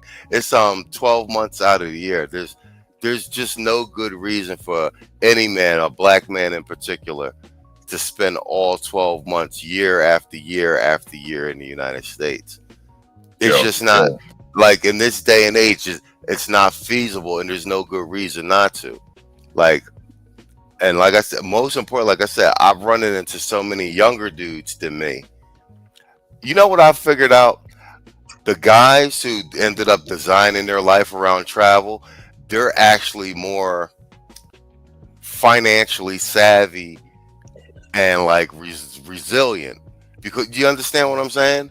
Because showing up to your job, whatever your profession is, and you're in the States, like you're on autopilot. Like you got to be like a little more know where opportunities are, have inquisitive mind. Like it makes you more. It's a epigenetic stressor to be like, okay, I want to be out 6 months. How do I make this happen? And all the guys that I ran into, like they all got their own program and shit, and they all making good money. One or two of them that I run into, they just living on their retirement or something like that. But just for numbers in and of itself, you only need to make 50K remote. And like I said, but all the guys I done ran into are making 6 figures and stuff like that. So just do the math. Like they making 6 figures remote, and they spend like 9 months overseas in places like this. Just how much money they're actually fucking saving. It's crazy. Exactly. You know what I'm saying? Like even if they still got their crib back in the States that they pay their mortgage or they renting, they're not in that motherfucker. They're not, you know what I'm saying? The electricity ain't getting paid. They're not in the States actually spending money on food and going out. Like, you know what I'm saying? Like Bro, I gave up my crib. Bro, I went to the fucking grocery store, walked out with 3 bags and spent like damn near $80. 3 bags. And it wasn't like nothing fancy, because it wasn't no fancy ass fucking meal. You know what I'm saying? I went to the grocery store the other day, bought a bunch of shit, and that shit was like $7. That's the difference, bro. Because I paid for it in pesos. Oh, see, at the end of the day, your money goes further, your health is and longevity is extended, and you ain't got to deal with this bullshit. But you can get these dollars from out this motherfucker though. Yeah. So it it's a win win win win win win win win win. And on top of that, the women, whatever flavor you want, that's there as well. Win win Yeah. win win win win win win win win all across the fucking board. So the biggest question would be to me is why wouldn't you? No, consider that as an option because yet again, bro is gonna be producing content showing you exactly what's going on and how life can be lived down there. And he went to the store, he paid $7. I just paid like $80. What more proof do you need? Like this ain't it. This will never be it, man. This won't never this shit here, this thing here that we all living in, existing in, called America. No. It's done. It's a dead mission. It's a dead mission, Slim. Yeah. You can stay if you want to, but ain't nothing guaranteed for you but more hard times and problems, and you're gonna be paying. Hell yeah. Man, the stress of living in the States just in general, like, you know, over time it'll kill you. Like I said, if you can't make the move in 2025, try and set yourself up to make the move in 2026. And when I say move, I ain't saying you ain't gotta do what I did, pack up all your shit and roll out in 60 days. But like I was saying in season 1, like the baby step, figure out how you can get somewhere and stay there for 30 days, see how you like it, come back. If not 30, at least do 2 weeks. Like, you know what I'm saying? And like gradually, you know what I'm saying? You know, or you might just say fuck it and, like, you know what I'm saying, make a huge adjustment. The biggest thing is being able to get those remote dollars. Or, you know, some people got that I ran into one boy, he got unlimited PTO. So he just schedules his year out around extending the PTO as much as he just organizes his year around that. Like whatever you can do to put yourself in position to fucking take off and get that time off. Like, you know what I'm saying?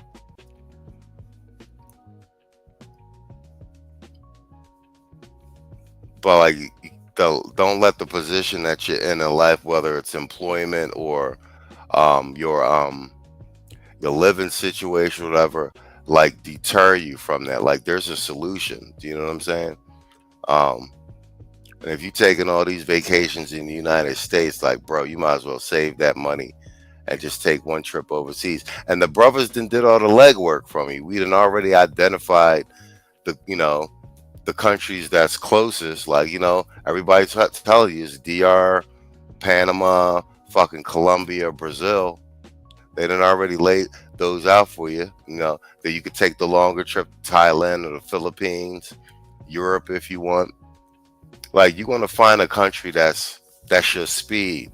Like, you're gonna get there and be like, okay, I like what's going on here. I like the scene. You know what I'm saying? Like, I'm settled in here in Cali, Colombia. Like, you know, it's a good speed for me. Like, you know what I'm saying? I haven't checked out Medellin or Barranquilla or Bogota yet, but I hear they're a little bit more faster and stuff like that. I like that it's low key here. I can kind of just disappear down here and work. Like, 'cause I'm also down here to study for my cert for Theo's class. You understand? So I ain't gonna be out partying all crazy and everything like that. But I know where to go party if I want to or need to, if I get invited somewhere. So it's perfect for me. You know what I'm saying? So a lot of it too is like, what do you plan on doing when you get someplace? If you just want to go to party and ball out and be crazy, Medellin's probably the place for you. You know what I'm saying? You make some connects down there. Like, everybody, like I said, it's a bespoke solution. Do you know what I mean? But make the contacts over here, so you know somebody on the ground. Like, do your homework, you know, and and absorb the culture where you're at too. Like you'll have a much better time if you come in and drop the whole American thing and immediately try to absorb the culture and make friends and stuff like that. Like you'll have a much better time. Like I only been here 3 weeks, but like I'm cool with everybody. Like I frequent like a little joint right around the corner from me that's open to one. I know the owner. They be like, yeah, as soon as I come in. You know what I'm saying? Like, and then motherfuckers look out for you too. If you're a cool dude, like, you know what I'm saying? Part of that shit too. If you're a stand-up dude in the States, you'll be a stand-up dude overseas, and it'll actually go further. Like, you know, you know, and really just be yourself. I've traveled before, but like being genuine, like people can feel it on you, even if they can't speak the language. They feel it in your handshake and the eye contact, and like you know what I'm saying, and stuff like that. Like, so yeah, and I'll speak on this. Colombia is dangerous, but it's just like any other place in the States. It depends on where you got to know where to go and you got to know how to move. But it's just like in the States. Like I'm in Philly, right? But like let's just say, for example, like there's parts of Philly I can't go if I don't know nobody in certain neighborhoods because they're gonna be like, who the hell? You know what I'm saying? It's the same thing like in any other country. Like, you know what I'm saying? Bro, Like you gotta know where to go, how to move, and who to go with. Somebody be like, hey, I'll come show you around like that. It's the exact same thing. You know what I'm saying? bro, it's so simple. If you go to the hood, you're gonna deal with hood shit. Yeah. If you go to the upper class, upper middle class, you know what I'm saying, then you're not gonna deal with that. Yeah. So I'm in a you're gonna get bottom results. Yeah, I'm in an upper middle class neighborhood. Like it's a residential area. Like it's like midnight now. Everything shuts down around 10 or 9. Like it's done. You know what I'm saying? People are up in the morning going to work. You know what I'm saying? Walking their dogs. You know what I'm saying? Like I'm living with the Colombians. You know what I'm saying? Right. Like I eat at certain places in the morning. They know me when I come in. Hey, you know what I'm saying? They know I'm the American that can't speak English. You know what I mean? Who can't speak Spanish? They point the shit at me. I know what you want. You know what I mean? Yeah. Let me get them eggs scrambled. Yeah. But like, Yeah. let's say if you're a good dude in the States, like if you're like, you know what I'm saying, you'll be a good dude anywhere. Like, you know what I'm saying? So in part that like if you're goofy, but like I don't mean corny, I mean like you're just a goofy dude. Like, you know what I'm saying? You'll be goofy overseas, but your interactions as a black man and I can only speak for, but that's not true. I can speak for China too. They loved me in China. You know what I'm saying? I think human beings like human beings. You know what I'm saying? It's not. You know what I'm saying? No, I would agree. I would agree because like just like even whether I could speak the language or not, that whole pointing thing. Yeah, I did that. Mm-hmm. I don't know. I know sprechen the Deutsch, but I'm still in Germany though. Mm-hmm. I'm gonna point here. Let me get that. I'm gonna point there. How many marks is it? That's it. You know what I'm saying? So, but if you're a piece of shit as a person, here you'll be one overseas. Mm-hmm. That's a fact. Straight up. Wait, put Theo's join back on the screen. Oh, he's I told you guys. I'm going to repeat this again. Like, shout out to Theo Waff, because so much of this move is Theo's a part of that. Do you know what I'm saying? Like, I wouldn't have had the confidence when Naaman and Quiet Storm pitched it to me. Aside from the channel making a little bit of money every month, which isn't anything spectacular, but it's a nice amount. But if I wasn't in Theo's class, and if I hadn't gone, I'll repeat this again. If I hadn't gone through class 5, which is the GCP, and then if he hadn't grandfathered me over into class 6, which is the AWS, and if I hadn't done reasonably well, and then I got Naaman in class now too, so I get to study with him. Like the fact that I know that I'm studying for the cert and that I'm going to pass at some point, even if I don't pass the first time, and I'm in that group and I'm seeing guys posting their certifications every day, you know, guys I studied with and talked with, like your Right. confidence level is through the roof. So like I'm down here Right. studying for the cert too, these 2 months I'm here. You know what I'm saying? Like I'm down here on the, you know, with a purpose. So, Bro, Theo, I think Theo is, I know he gets recognition as far as being who he is, but a lot of brothers don't really understand. Theo has changed the trajectory of a lot of motherfuckers that look like wow. us, their lives, man. Theo, I said something to you a long time ago on a goddamn show. Don't worry, I'm still gonna join. I'm gonna join the class. I'm gonna join. I just can't do it right this second, but I'm building something else out. But Theo has put in his time, Slim, and he's helped so many brothers achieve what you doing right now, man. Like, it's amazing. And even once you get everything straight and you get your certs, bruh, you will be hella well, you know how much you can be making. And especially someone like that, that's a lot of goddamn money. That's a lot of goddamn money. No, Straight up. but that and no, and to piggyback on what you're saying is like that's what I was saying when I got down here. My neighbor, Ty, he's in cybersecurity and he's been in it for 10 plus years. And so I talked to him about, you know, I'm studying for the cloud and such and such and such, and he was encouraging me. But it's also he's making, you know, 250, you know, plus in cybersecurity. So just seeing him actually doing it and down here running with him, like I said,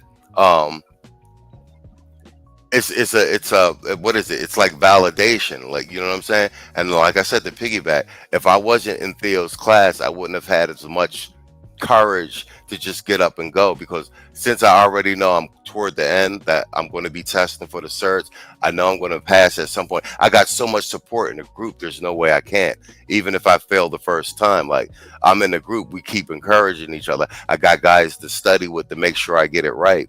So I just know at some point in 2025 I'll have my cloud cert, maybe more than one in GCP, one in AWS. I'll be interviewing for jobs. Do you know what I'm saying? Tabby King is right. Visit Gringo Tuesdays. I do. I go every Tuesday, homie, for Spanish lessons and salsa. I go every Tuesday, Tevin. Yeah, bro, yeah. If like I said, if I wasn't in Theo's class, I wouldn't.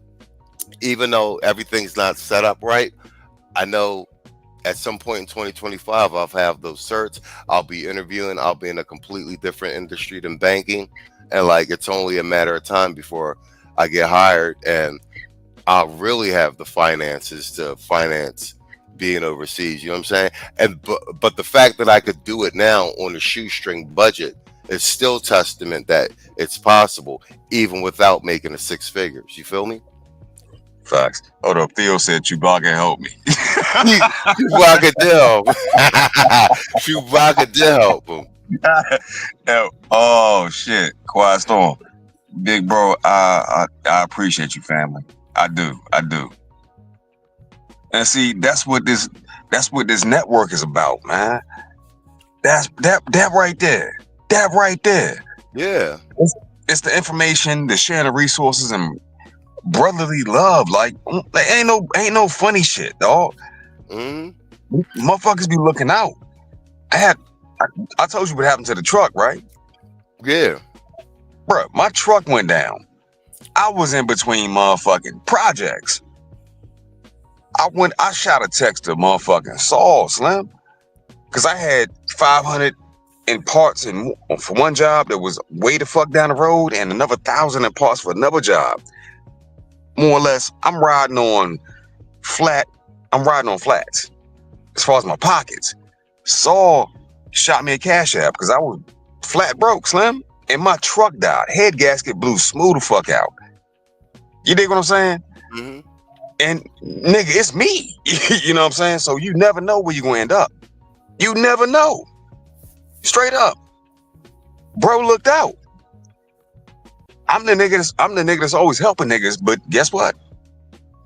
I turn out needing help. I'm the nigga that needed help that day. And bro, he stepped up. Then he took another step further and was like, yeah, you know, this tow company here, they charge this much. And another one, this one charges that much. I'm like, God damn. Yo, Saul, calm down. Yeah, that's Saul. You ask him, so he'll do the research for you like a motherfucker. And then be like, here's another option. Here's another option. Yeah. Saul do that to me all the time. Bro, the network, your network is your motherfucking net worth, man. Shout out to Kevin Samuels. I was saying that to you and to Quiet Storm on the call. Like a lot of what Kevin, a lot of the precepts and maxims that Kevin put out, like them shits is the truth, and I'm seeing them play out in my real life. Especially what Kevin was saying is like, yeah, about your network being your net worth. And like I said, I'm glad we decided to do these weekly check-ins. This is the first one, contracted this dual stream, so I could let brothers know what's going on behind the scenes down here in Columbia. Shout out to Slipknot. I see you, Playboy. Just so you know, everybody that's in the member section in Patreon, they knew about the move before everybody because I was posting trailers and shit. And then also you guys will see, that's why in those trailers, there's all those clips of Theo talking about the class, because I needed to incorporate that to show, okay, I'm making this move, but being in Theo's class is such an intricate part of me being able to make the move. Because he's teaching a high net worth skill set that allows you to work remote and to finance this travel lifestyle. So that's an endorsement for brothers who are interested in traveling and want a high net worth skill set that'll allow you to travel. I mean, Theo's class is a no-brainer, and just like you said, it's not going to be easy. You'll have all the support you need, but you're going to have to do the work. Like, I'm down here in Columbia, but like don't get it twisted. I'm here to study. I put in my couple hours every day, and starting in January, it'll be double up because I won't be running around with my man Ty. That's the other thing I want to say. You know, you got to plan when you come down here, but when you touch down in a new country, you got to adapt and adjust. So I ran into the homie, and he was willing to take me around and show me everything and make sure I can get around by myself and, you know, be good down here. So I had to readjust my priorities and be like, okay, when he's ready to move, I'm just going to move with him because he's only going to be here for 2 weeks. So I got to absorb all that information and then like get back on my program after he roll, because it's important to be up to speed in the country where you in, be able to get the fuck around, know where you're going, know where not to go, know how to move. So that's the other thing. You got to adapt and adjust when you touch down in another country. Like when the opportunity arrives for you to get quality information, stop what you're doing, use your ears, use your eyes, pay attention and listen. You know what I'm saying? And then get back on your program. You understand what I'm saying? That's what like when me and Saul ain't hear from you, I told Saul, give him 2 weeks. Give him 2 weeks. Because I already know. I've done that already. I've been expat. I know what it's like when you get dropped off somewhere, man. Once you get dropped off, you get dropped off, and you got to figure shit out. Kofa dropped a super chat. Hold up. God damn. My bad, Kofa. I'm sorry, sir. Yo, shout out to Kofa with the $10 super chat. He said, Quiet Storm is a man of his word. That is the damn truth. Quiet Storm bought my ticket for Quiet Storm bought my ticket for next year. He bought it when he was at the Conclave. He said he bought my ticket for the Conclave of Damn, Quiet Storm. Now, how many tickets you done bought? Because he bought mine too. He bought my ticket to the Conclave in 2025. He bought mine too. So I'm gonna see you in Miami too, Kofa. He said, I missed this year after finding out about my son. Yeah, Kofa, I seen you on Facebook with that. I was trying to follow the story. I'm like, is that his son? And he refused for me to miss this year, and so do I. Yo, shout out to you, Kofa, and Quiet Storm, because Quiet Storm bought my goddamn ticket too. Yo, Quiet Storm has been Man, I don't even know I can't even think of the word to describe it. Bro, you've been the hinge that a lot of this shit pivots on, bro. You've been that keystone that locks a whole lot of shit in place, cuz like I've seen the work that you've done, and I've also heard about the things you've done. No, behind the scenes, and cuz you was a good dude, Slim. Like it's an honor and a privilege to have gentlemen such as yourself to be in your company, cuz it really is. Because you don't meet stand-up motherfuckers like that every day. You don't. And he's a man of his fucking word, for real. I highly suggest y'all don't piss that nigga off though. Yeah.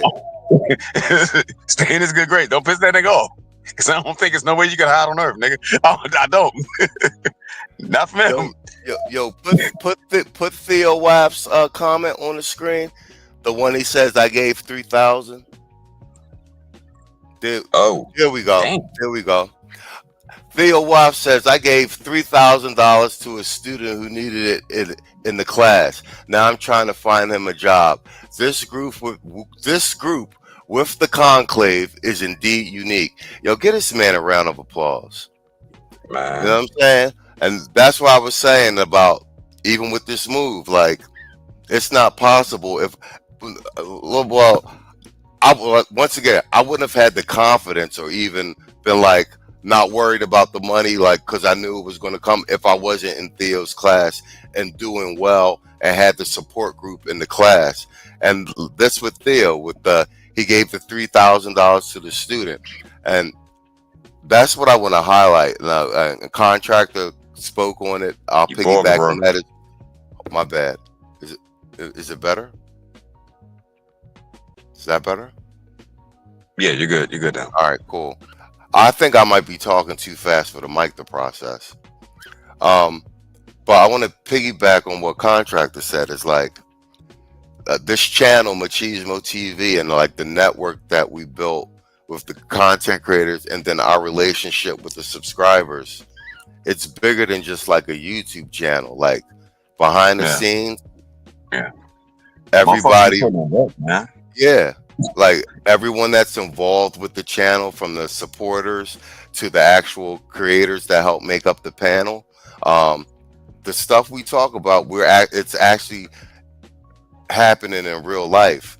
Brothers is really supporting each other, networking, communicate. Dave Fennell, salute, bro.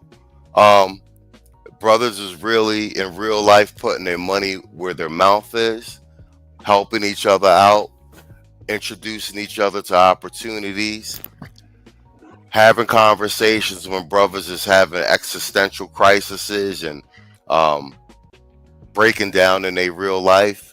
You know what I'm saying? So it's bigger than just the content and the panels that we put out, and us trying to keep true to the lexicon. Like, it's a real network of brothers doing real things in real life. A lot of high value brothers, a lot of brothers that is blue collar of all stripes and backgrounds in life, and bro, see a lot of it playing out in real time. And this is kind of the first like behind the scenes conversation. Bro, Broken put it perfectly right here. Hashtag code, right? Brothers on code. Straight up, I've noticed that, man. I talked about that in a video or two a little while ago. I noticed brothers. I don't feel threatened like I gotta knock this nigga out by a brother. Nah. I'm more worried about Pablo and them. You know what I'm saying? Mm-hmm. Than anything. What I see in my everyday lived experience is the threat ain't coming from melanated men that look like me. It's these other motherfuckers and Keisha. You know what I'm saying? There's a code in place now, and we are holding rigidly to that fucking code. And you know, for the first time in my lived experience, I'm seeing it real life, man. And it's fucking beautiful, personally, in my opinion, because I didn't know it was possible, but now it's happening. But that code, bro, that code, yeah, we're not. What's the word for it? Now that we know about it and we are adhering to it, ain't nobody letting that go no time soon. That code is real. No. And we operate with that code down here as well, you know? Yeah. I'll say this. I haven't been able to build like this with brothers and at any other point in my life, like consistently, than when we started doing what we was doing with this channel. And I'll also say this, since we started streaming season 1 and started to really build the channel, this is like my first, we at what? We beginning of season 7. This is my first chance to rest since season 1. You know what I mean? This is really, bro, this is my first chance to rest since season 1. So it's a big exhale for me. But I wouldn't be in Colombia without the channel, without the brothers on the panel, without all the brothers that work behind the scenes. Like I said, like shit, Quiet Storm that met my homie name, and I haven't even met Quiet Storm. That's what I'm saying. And that's all around the conclave. So truth be told, I wouldn't even be here without the conclave, because Storm met Naaman at the conclave. You know what I'm saying? And Naaman was at the conclave because I was trying to get him into Theo's class, because he's already a computer engineer. So that's what I'm saying. Is like, and once again, I mean, I got to big up Quiet Storm crazy, because there's a behind the scenes story. But like, I contacted Quiet Storm before the conclave to be like, yo, look out for my homie. He gonna be down there by himself. Naaman Pakistani. So he's like the only Pakistani boy there. You know what I'm saying? So I was like, man, look out for my homie. Like, Naaman younger than me, like my younger brother and shit. So Storm hit me up at the joint. It was like, yo, is that your man with the hat?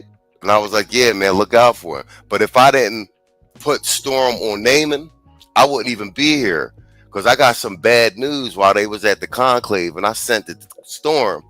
I ain't no Storm showed Naaman the fucking information. You understand what I'm saying? And they never said shit to me.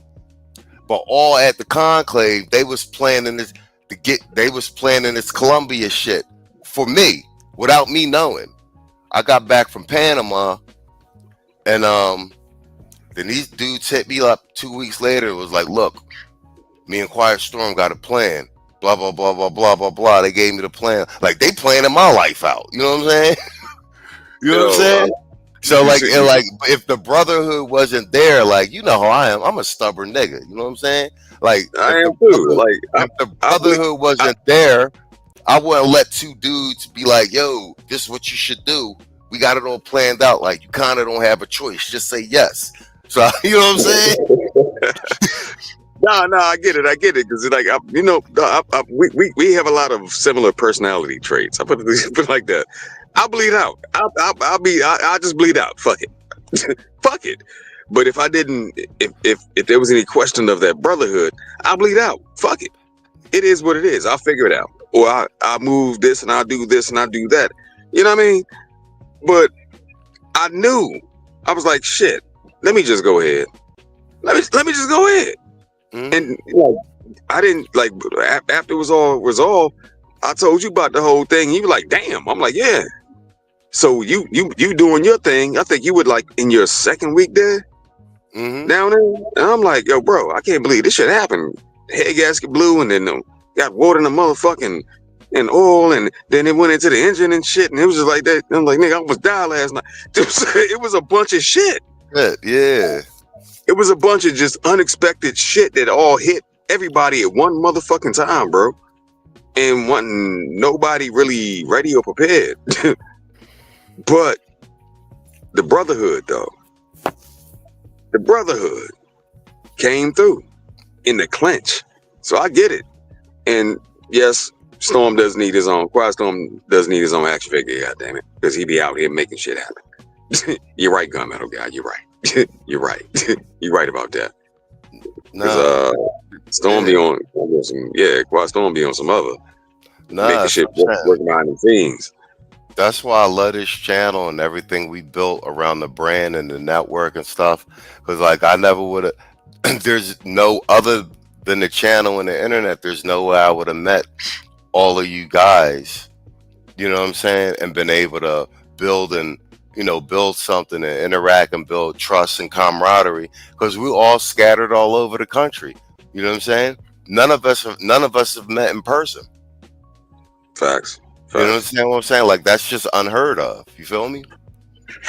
No, facts.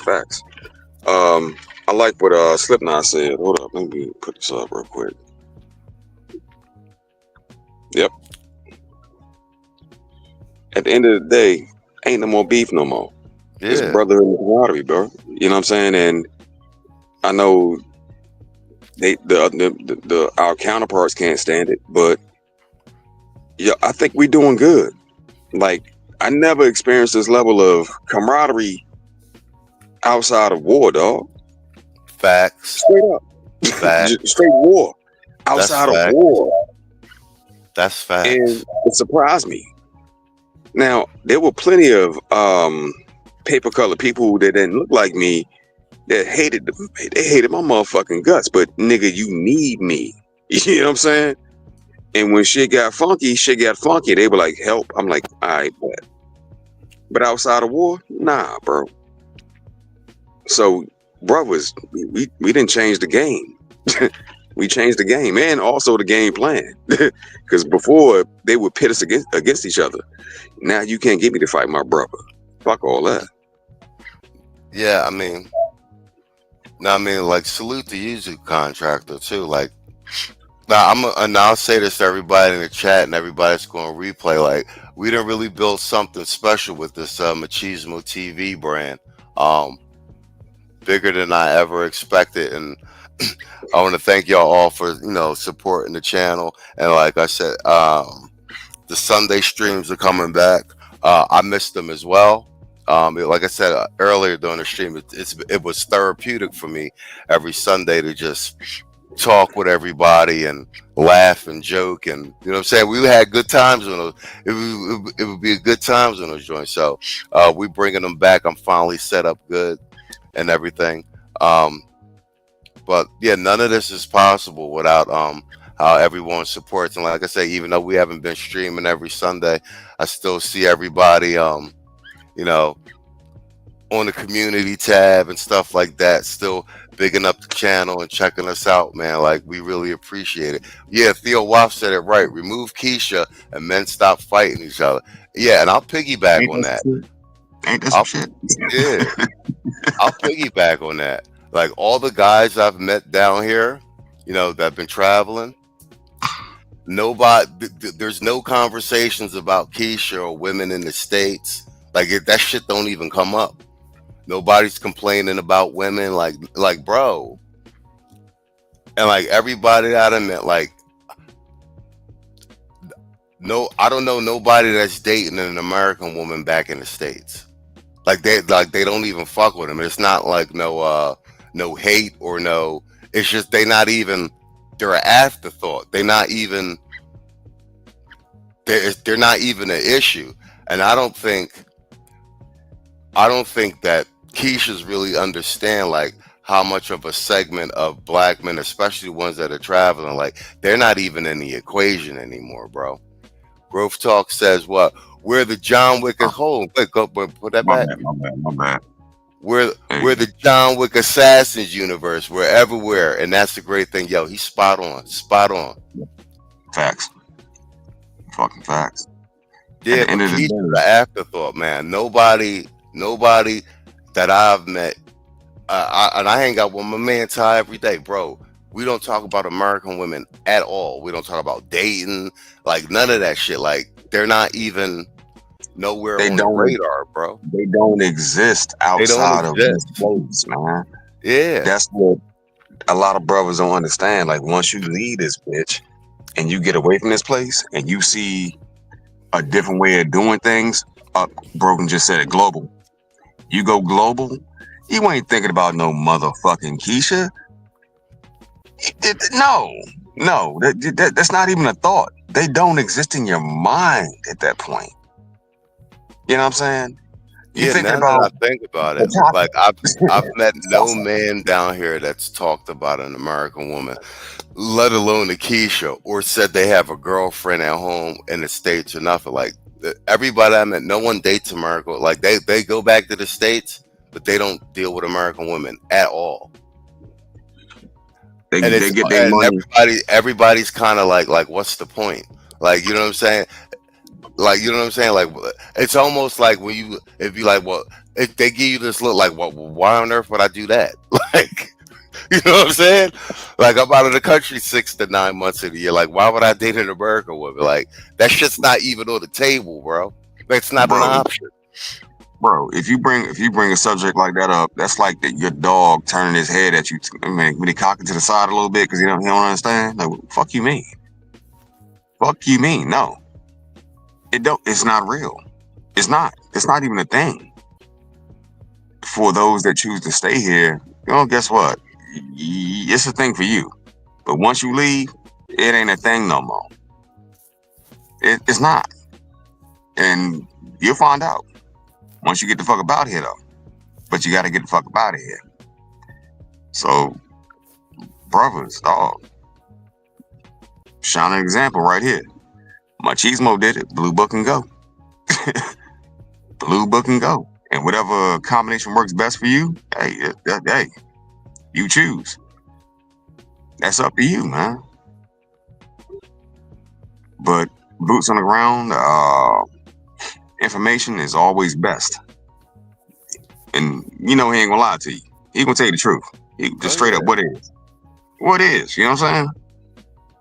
Yeah, we're gonna be doing these check-ins like every week, and like, you guys can come or you can ask me questions directly. I'll just, I'll tell you like, what's going on and like the real, you know what I'm saying? Look, I'm living it in real time. But I mean, I'm gonna reiterate this and stress it immediately, like, especially because I mean a lot of guys younger than me are, like doing it and doing it well. Like 2025 coming up, like just keep that in mind. Like there is no good reason for any American man, black men in particular. You got 12 months out of the year. If you can't make it happen in 2025, start thinking about 2026. You be there in May, I'll probably be back in May. I'll probably be here in May too. I come back in March, April, May. Yeah, I'll be here in May because I'll fly back to get my full 6 months. All right, so we can link up, Theo. We can coordinate that. But there's no good goddamn reason for you to spend all 12 months in the States if you can't do it next year. But I'm talking about year after year after year moving forward. There's just no good reason. Like you're gonna, you know what I'm saying? And if you run into someone when you're traveling and it's like they got it all set up, keep in mind that this man has really planned this out. Like, so when you meet him and like he's moving the way you want to move, keep in mind that for him to be in this position, he planned this shit out. Like, you know what I'm saying? Like, you need a plan. You know what I'm saying? But you don't have to have it. My point is, though, you don't have to have it all figured out. The most you need to figure out is 30 days, and you work it out from there. You know what I'm saying? And that means that 12 out of that 12 months, now you only spent 11 months. You know what I'm saying? And you'll work it out from there. Like, if you have a good enough time, you know what I'm saying? If you like the vibe enough, if you can, you know what I'm saying? When you get back to the States, you'll start figuring it out. Okay, how do I spend more time out of the country next year? You know what I'm saying? And I'm telling you, the sooner you start, the better. You know what I'm saying? I ain't going to say how old I turned this year, but I'm meeting dudes in their 40s. They a lot younger than me. And it's on this travel shit. Like, they just way ahead. And I'm just like, man, I should have been. I will say this, like when you touch down and it hits you and you meet the right people, the first thing you're going to say to yourself is, I should have did this shit sooner. You I'll gonna tell you say? like this. You be at the motherfucking airport getting ready to fly back. I done seen grown men shed tears. Grown men, grown ass, hardened ass, been through war, hell and back men shed tears. I gotta go back to this motherfucker. You know what I'm saying? That's real. Coming back to this bitch is like a journey to this seventh circle of hell. Staying here, well, that's even worse. You'll figure it out real quick. How can I get free? Mm-hmm. And stay free. And that's really, and that's really what it is. Like, there are things I like about the States. I love Philly and New York in the fall and winter. You know what I'm saying?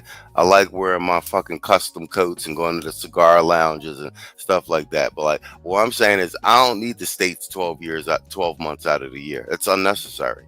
You know what I'm saying? You know what I'm saying? No, like, agree. you know what I'm saying? I can come back 3 months or so and get my. Okay. All right, Theo, we in the same ballpark. Yeah.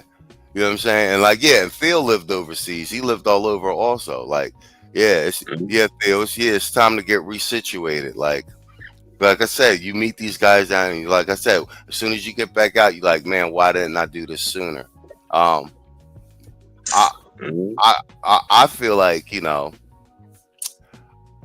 I feel if you could spend as many months as possible overseas, I'm not talking about a complete get up and move, nothing drastic. I just think you're gonna put years on your life, bro. I feel it already. You're gonna put years on your life. And I seen these dudes. Man, I be seeing dudes in their 60s. They all spry and jumping around and running around with pretty young things and everything, like little kids and shit. Bro, that's because Like, they ain't got that nagging ass motherfucking winch around them trying to suck the rest of their soul out. Yeah. Financially, physically, you know what I'm saying? No. The U.S. will beat you down. And like I said, too, also, like that, you know, the leverage of that American dollar. Like, you ain't got to get out and, you know, tear the town up all the time. But the thing is, like, if you want to, you can. You know what I'm saying? But you know, the balance is good. You know, I see dudes down here just wilding out, going to town. You like, man, you better take it easy. You know what I'm saying? Because, you know, whatever you want to get into, you can get into down here. But you know what I'm saying? Like the dudes that down here with a plan and like they shit is balanced. Like, you know, like I said, my neighbor, like he make that $250K plus he got properties and all that. Like, but he be working every day. You know what I'm saying? But when work goes over, like he got money to burn. Like, you know what I'm saying? Right. Like, bro, you've been in Colombia for 90 days. You make $250K a year. Like, bro, you know what I'm saying? When you want to get out and do what you want, like you could do what the fuck you want. Like, you know what I'm saying? Like, bro, you could do what the fuck you want. Like, bro, that's money. Like, if you making 50K remote is money down here. 250K, bro. What are we talking about? And that's my man don't like go to the States, you know, like, you know, there's like you go to, you take a car down to Granada, that's where like all the nice restaurants are and like the nightclubs and all that shit. He don't even do that shit. He be like the local shit. So like the money's like triple extra long. But like my man party for his few hours, man, the motherfucker be back here at like 10 o'clock at night. Done. He got work in the morning. Like, bro. It's crazy. You know what I'm saying? Well, I think one of the biggest things that one of the biggest takeaways I took from doing the show was we preach a freedom doctrine and actual actionable steps to make that freedom happen. You know what I mean? And a lot of motherfuckers, I'll dial it back. Some motherfuckers were like, "Oh yeah, well, you know, I don't see him doing nothing." Well, no, we've been doing stuff. It's just been behind the scenes. You know, everything ain't for everybody. All your skin folk ain't your kinfolk type shit. So yeah, proof's in the pudding, people. Machismo down that motherfucker making it happen right goddamn now. And we gonna be doing this every week, man. And I don't know. I don't want you to burn up your internet. So No, we good. I'm on. I switched back over to the Airbnb's fucking internet. I just wanted to make sure I stopped Borging and shit. You know what I'm saying? Okay. Yeah, like, but the main piece of the stream and everything, we running off that good old USA unlimited internet. There it is. But yeah, man, like it's possible. It's possible, bro. It's possible.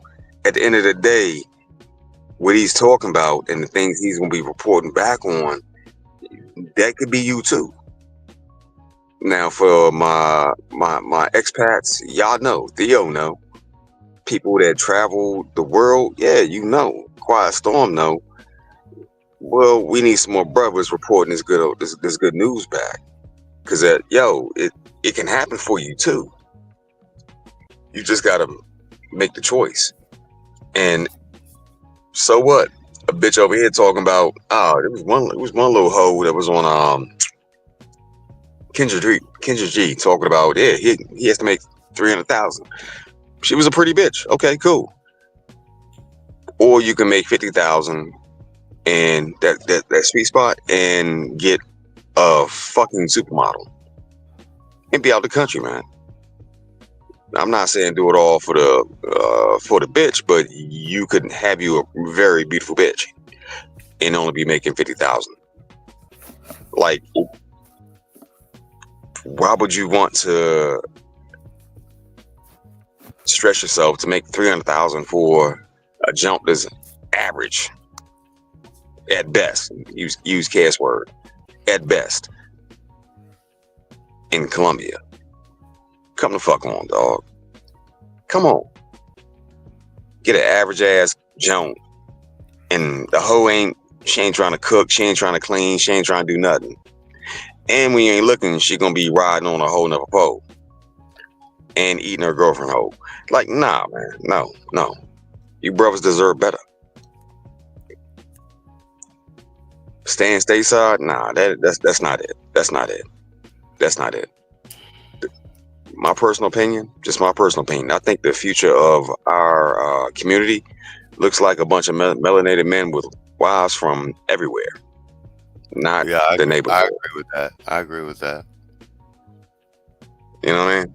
Mm-hmm. Like, I'm not planning on getting married or having any kids. Like, you know, I'm past it. I tried to get married 3 times. I dodged the bullet. So this travel shit's perfect for me. Like, you know what I'm saying? You know what I'm saying? I'm free range women. You know what I'm saying? You know what I'm saying? Not getting tied down to, like, this is perfect for me. You know what I'm saying? I ain't looking to get married. I ain't looking to boo thing and everything.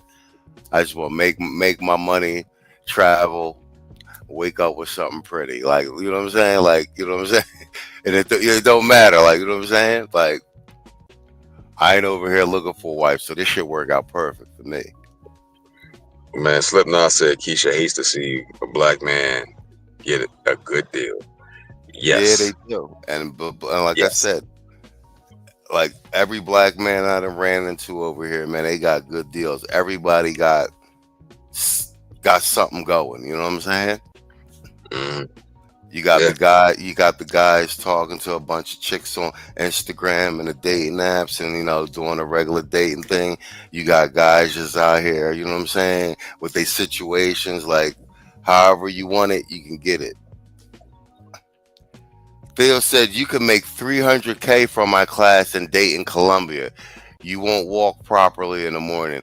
That is a straight up fact.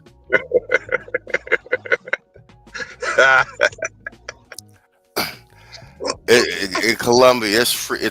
I call it's free range women, man. Like, the culture is different.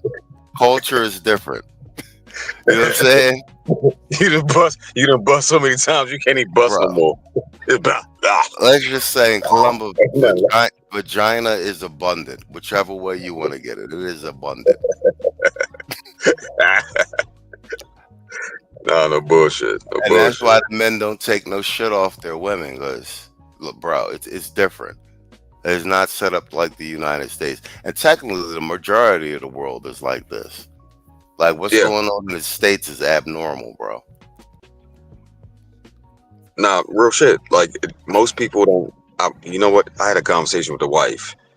A little while. In fact, it was today. We were discussing the current state of affairs as far as where we're at and how people are acting and reacting. And these crackers are starting to lock a lot of these dogs. Well, a lot of Keishas up like that. Yeah. To make a long story short, the shit I explained to her months ago, were like, yo, this is coming down the pipe. She was like, whatever. She wasn't really trying to hear it. I'm like, be hard headed and you'll find out. Long story short, it's video after video after video that she's pulled up of, you know, them getting their ass whooped and arrested. And I'm like, you do realize that everything we talked about months ago was starting to come to fruition. She was like, yeah, I see it. She was like, well, what can I do to, you know, dodge that fade? I was like, well, don't look nothing like them. She wears a head wrap. She dresses very modest. Making a long story short, I'm like, that may not be enough to save you, because Keisha's out this bitch catching a fade hard, bro, hard. They've ruined their ethnic image. They've ruined their ethnic image. Yeah. And and shout out to Kevin Samuels, because Kevin Samuels is the first person to put black men on notice about protecting their ethnic image. Like, Kevin's the first person to ever frame it that way. Brothers have been on it ever since. Even, you know, especially after Kevin's death. Like, we've taken it very serious about protecting our ethnic image, while Keisha has done the opposite, and now we're starting to see the fallout of that. The black man's ethnic image is pretty good. The Keisha's global image is just trash, and they're doing nothing to repair it. Bro, it's more than just trash at this point. They putting hands of feet in these hoes. Yes, sir. And it ain't. I just look like, well, you know, I can't do nothing about it. Like, I find myself having to agree with Brad at some time when I see these videos. Like, they be yelling and screaming and shit, being like acting a whole fool before they get arrested. And when they finally get arrested, now they want to cry and yell some more. And it's like kick, fight, punch. We could never do none of that, dog. Not us. Nah. You would have been neutralized right then and right there. But now they're starting to catch the wrath of their ragged ass behavior, bro. And they getting fucked up out here, straight up. But they won't try to self-correct. It's amazing, dog. Man, you gotta let Keisha go off the cliff, bro. No, I agree. I definitely agree. I definitely agree on that one. You gotta let nature course correct itself. You know what I'm saying? At some point, that part of the species will decide for self-preservation that it needs to make an adjustment, or it won't. But the black man's heading in the opposite direction. And these male spaces, I'll give us one credit for that. We do be holding each other accountable with regard to our ethnic image. You know what I'm saying? Dudes be, you know, people we be reviewing the brothers doing goofy shit online, you know, and we clown each other on that. Like, but that's the aspect of, you know, protecting the black male image. And like I said, shout out to Kevin Samuels for that, because he's the first person I heard say it, use that lingo with regard to that, and frame it that way, and put brothers on notice that about protecting the black male ethnic image. And I think, to the credit of these male spaces, the black male spaces in particular, we've done a very good job with that post Kevin passing. Well, question for you. I think it's going to be like maybe 30 or 40 more years of Keisha and them. And after that, I think they're going to be gone. It'll be like the dodo, bro. Yeah, and then a lot of these old post-war ones giving the bad advice, they're going to die out. The internet recording already see You're the borging. You're borging. You're borging. okay. Is it better? Yeah. Okay. We already see Oh shit. It's doing it again. again. Once again. Give me a second.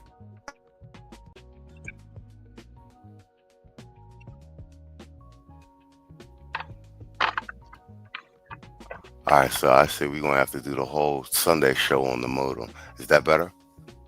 Yes, sir.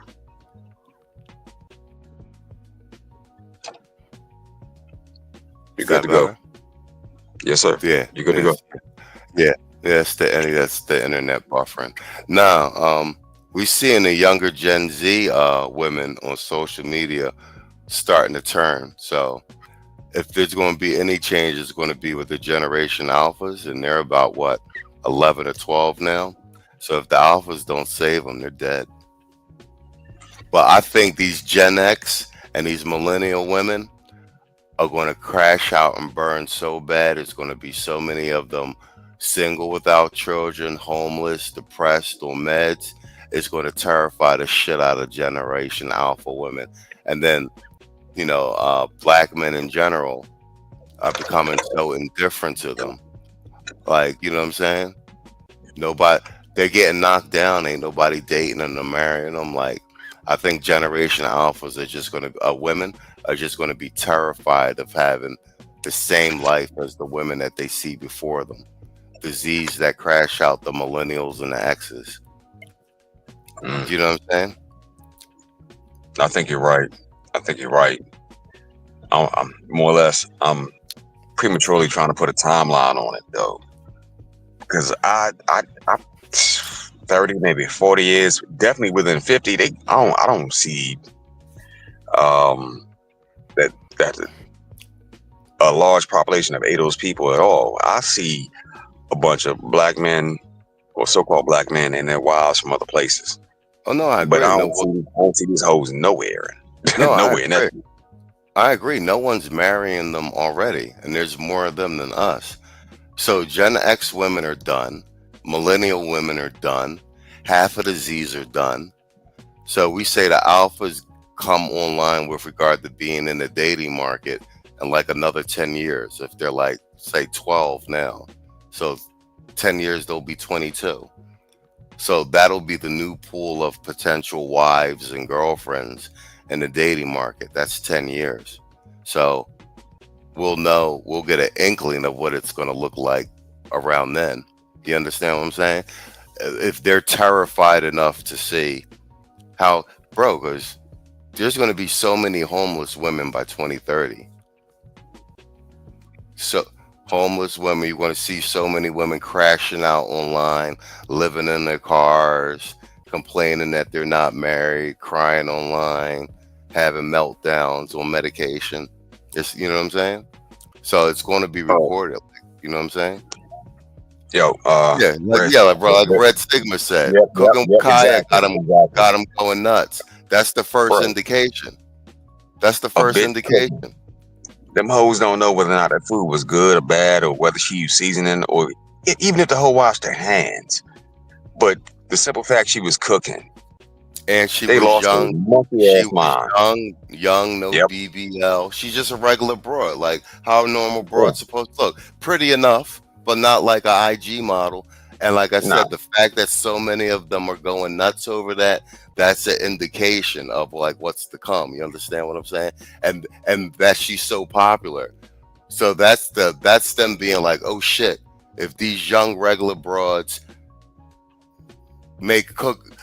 start thinking that cooking for the man is popular and all that other shit, then they know they 100% out of the market. You see what I'm saying? That's the first indication of it right there. That's like the, what do you call it? The canary in the coal mine. Yep. My suggestion was like the brothers don't say nothing. Let them hoes fight. Let them hoes fight it out. Well, that's already going to happen. Man, because they're gonna fight it regardless. So just don't say nothing. Let them hoes fight, and then at the end of the day, you may get a better quality bitch for you. But at the end of the day, that wasn't none of our business. That's whole business.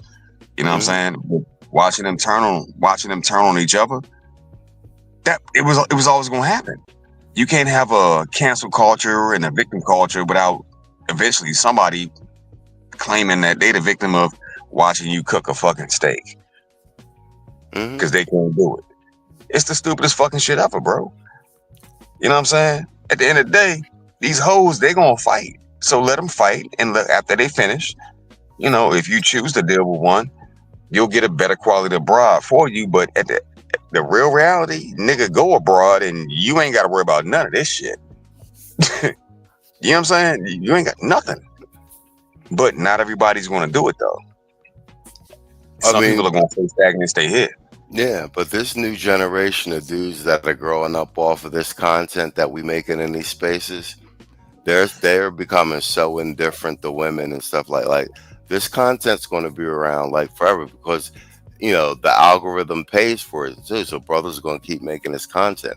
This new generation of dudes, man, they not going to be like these boomers and these old niggas. Like they not having all this shit from these broads, and then a lot of dudes ain't interested in getting married, and like it's going to be a whole new world. Like it's these new type of dudes are going to be, you know, Travis Hunter's like an anomaly. You know, he was young, but like even the Travis, as much as he's simping and everything, all we really need is for this chick to really take him to the cleaners.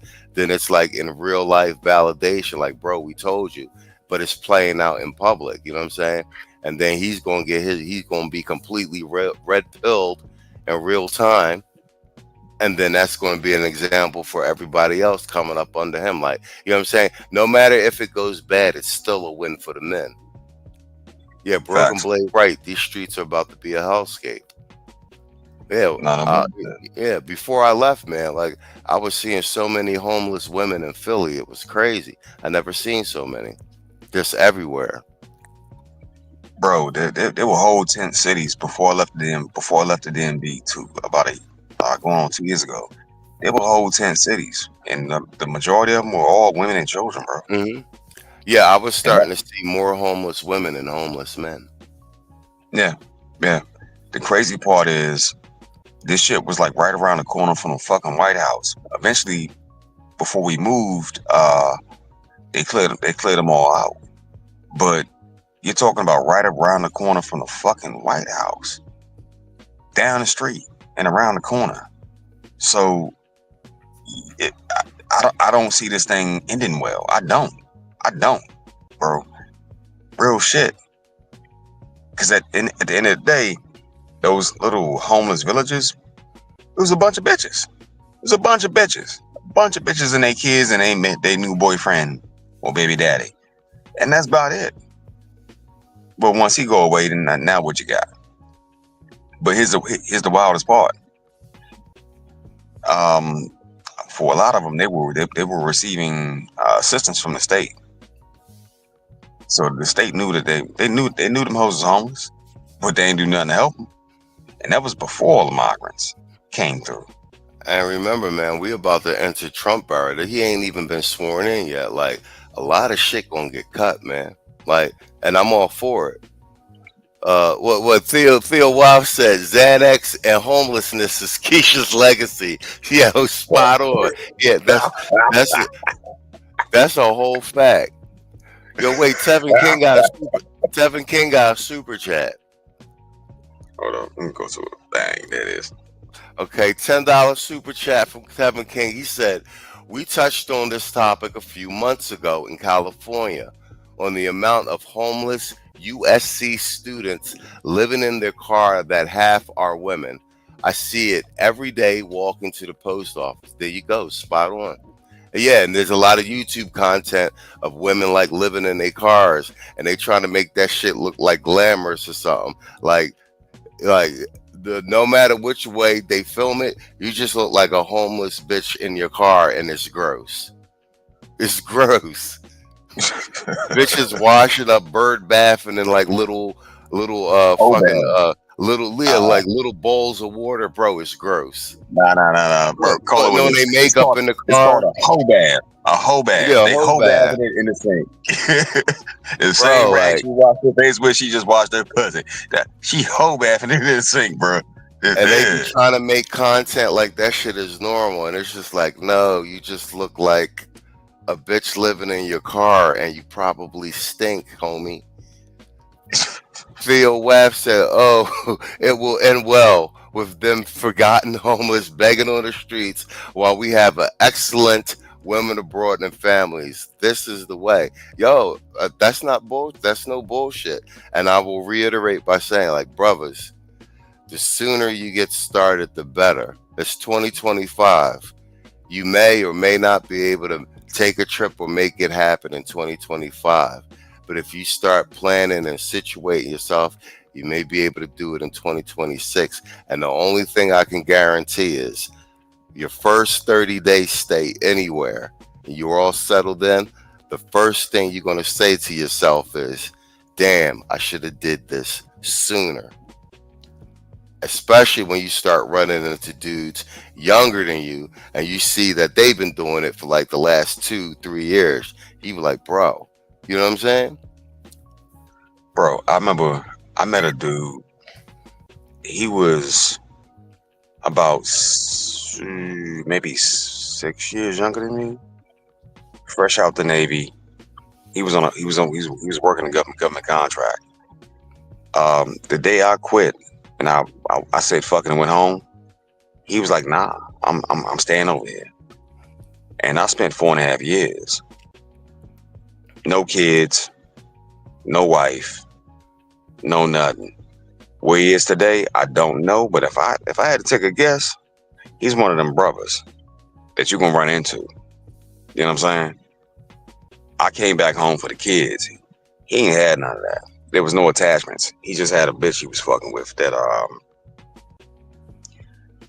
was supposed to be taking care of home and the business and all that shit for him. But the reality, my G, he's probably overseas still right now to this goddamn day, relaxing, not thinking about none of this shit. None of this shit here. Because at the end of the day, the little broad he was messing with, he dumped her.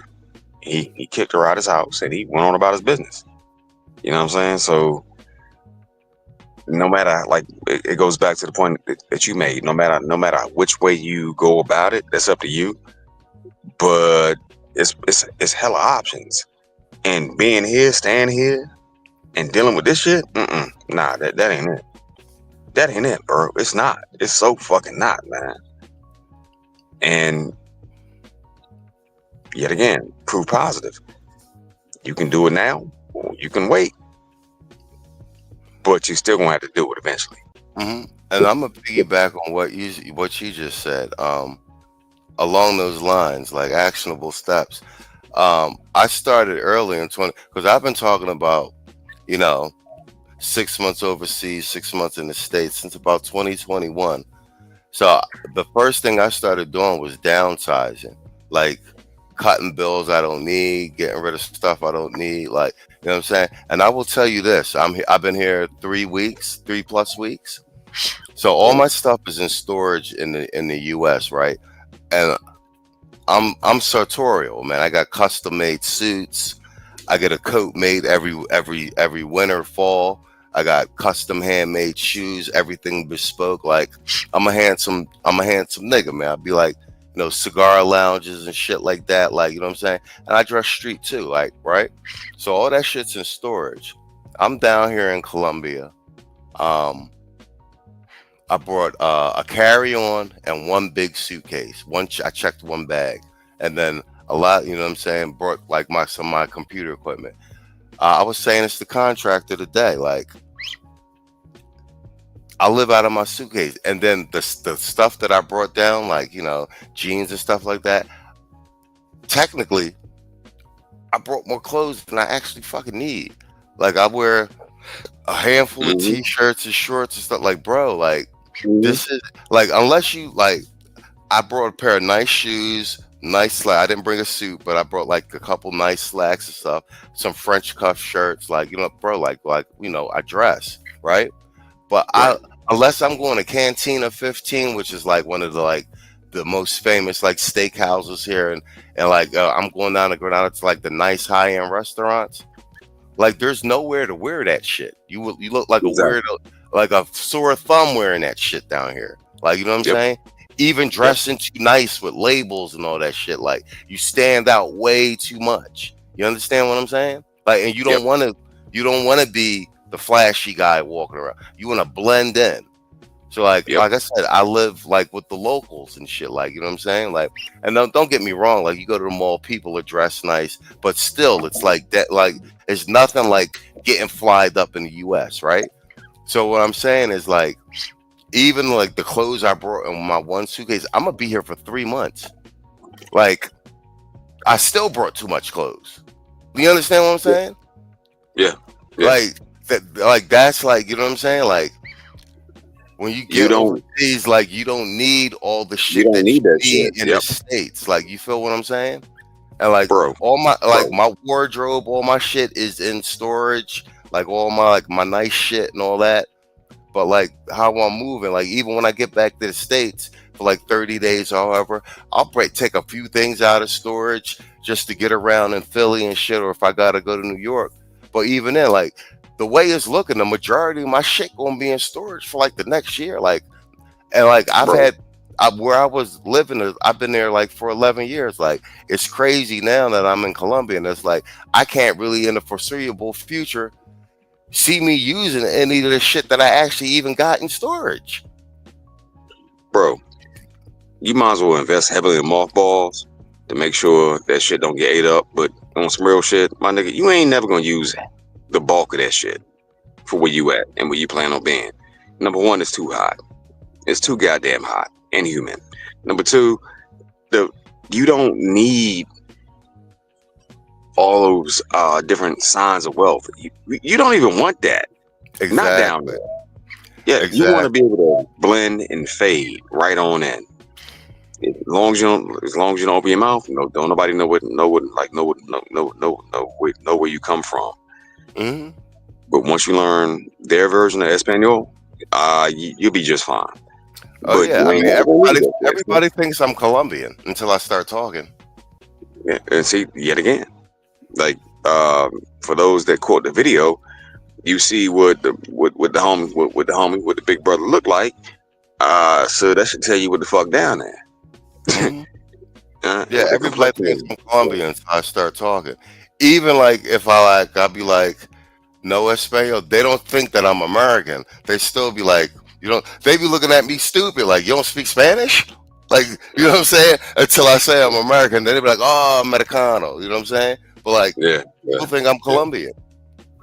Well, I caught that when I went to the first time I went to Addis Ababa in Ethiopia. Yeah, yeah. And they start speaking Amharic, and I was like, the head shake, no.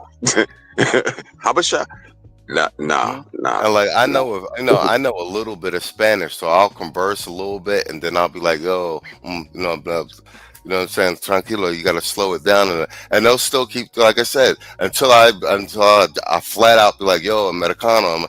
Then they be like, oh, okay. But for the most part, they'll still just like keep talking, like on some like, oh, like you whoa, well, you don't understand what I'm saying? Like it never occur, like looking at me like how it never occurs to them that I'm not Colombian. You know what I'm saying? Facts. Yeah, yeah, yeah. Then especially the part you in right there. Yeah, yep, yep, yep. Yeah, what the fuck you mean? And actually, like the black people here, they're way darker than me. I'm technically like light skin. You know what I'm saying? Like most of the black Colombians you meet, they're dark skin. Right. Hmm. That Like the all real. the girls, all the blackish girls you'll meet down here, they're dark skinned girls, dark skin and pretty. So the real Afro Colombians are. Yeah, the majority of black girls you meet here are dark. There's some brown, but the majority of them, they're dark skinned. They're dark. How they built though? Colombian women are got some of the best bodies you ever see. Like it's ass central down here. It's crazy. Even the old women. Like you got some fat chicks, but bro, bro, you'll see a chick with uh a 20-something-year-old or a 30-something-year-old body, and you turn around and she'll have an old lady face. It'll fuck you up. Because she's old. Because she's old. But her body, if you're looking at her from the side, she's got like a 30-year-old or a 20-something-year-old's body. Like small waist, the whole shit, everything firm, big ass. And you turn around, you're like, damn, this bitch is old. You know what I'm saying? Auntie, what that pussy do? But they got bodies like young girls. Like, you know what I'm saying? Like, don't get me wrong, there are fat chicks down here, but I'm just saying in general. No, I get it. I totally, I get it. I get it. I go get soup like every day, like at this place right around the corner from where I live, and Joanna, the woman who owns it, you could tell she's older, like in her 40s, right? But her body is incredible, bro. Incredible. I wonder why. And she's like tall, like a model and shit. And she be flirting with me and shit. And like, you know what I'm saying? And like, I just, like, the first time I met her, she was like behind the booth. So I seen her face, like, she's pretty, but you could tell she's older. She stepped with the second day I came and got the soup. She stepped from behind the joint and came to my table, and I wasn't looking. I was looking forward, and I turned around. And I was like, "What the fuck, yo, bro?" Like, her body is incredible, bro. Like, yo, that's what that natural food and that natural competition of women do. You know what I'm saying? Because they gonna compete. You know what I'm saying? In the West, they gotta compete. Thing. Yeah, the women are in heavy competition down here, like heavy, and the thing, Colombian men aren't really tall. Like, bro, you'll see it. Like, and there are handsome men. Like, I'm just gonna say, like, you know, they look Colombian, but like most dudes are like their girl's height, or maybe just like a little taller. So like the Colombian men are way more attractive than the men. So you'll see a dude with like a dime, and he's like a 4. Like, bro, like it's crazy. It blows your mind down here. Like, Jesus Christ. Like every dude's chick looks better than. You understand what I'm saying to you? Like, no, real shit. Yet again, Addis Ababa, Ethiopia, bro. This fucking troll looking ass dude and this fucking gorgeous bitch on his arm, and it's like, how the fuck it will blow your mind down here, like. And then there's like a lot of older dudes with younger, like, you know, with like younger girlfriends or wives, but like dollar to donuts, like 8 times out of 10, if you see a couple, the chick is like smoking, and the dude is like, you're like, damn, you're with that dude, but it's normal. You know what I'm saying? The women, they just look better than the men. So like, even though the Colombian men don't make a lot of money, and it's like, you know, parts of the country are poor, they lucked out on the natural resources of their women, bro. Dude. Yeah. Like, it's not even close. Dog. Like, I was in Addis Ababa, and this cat looked like a brown skinned version of Smeagol. But his bitch, though. His bitch, yeah. High yellow, long hair with freckles and gray eyes. Fucked me up. I said, how the fuck you get this? You know what I'm saying? I wasn't trying to hate, but I was just like, it's almost not fair. The Colombian men are winning on the women's tip, bro. Like, and they're all sizes, shapes, blondes, brunettes, just everything, red hair. And like I said, in general, the women are very, very attractive. Even average looking women are like very attractive comparatively. You know what I'm saying? And like I said, in their body, like, and the men, like, you know what I'm saying? Like, dudes ain't really like kind of like you. A lot of dudes are at the gym, but like, you know, they got the square, no muscle bodies. Like, bro, these dudes lucked out. These dudes aren't super tall. They're not like, but they're with like every dude you see with like, even like regular dudes, like, you know what I'm saying? Like, got regular jobs. I ain't talking about like, and like the, like the businessmen guys. I'm talking about the regular dudes, man. Every dude's got a good looking broad. Like, bro, it's crazy. Crazy. You just be out like, damn, she's with that dude. And, hugged up on him, crazy. Hugged up on him, crazy. Because they're affectionate down here. You know what I'm saying? Right. I'm laughing at the gunmetal guy, man. Shit is crazy, dog. Yeah.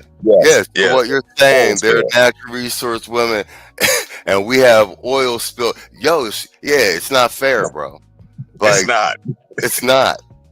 Once you leave this bitch, I'm trying to tell you, dog. I'm trying to tell you, for those that ain't left this motherfucker yet, once you leave this bitch, you'll see what the world really offers.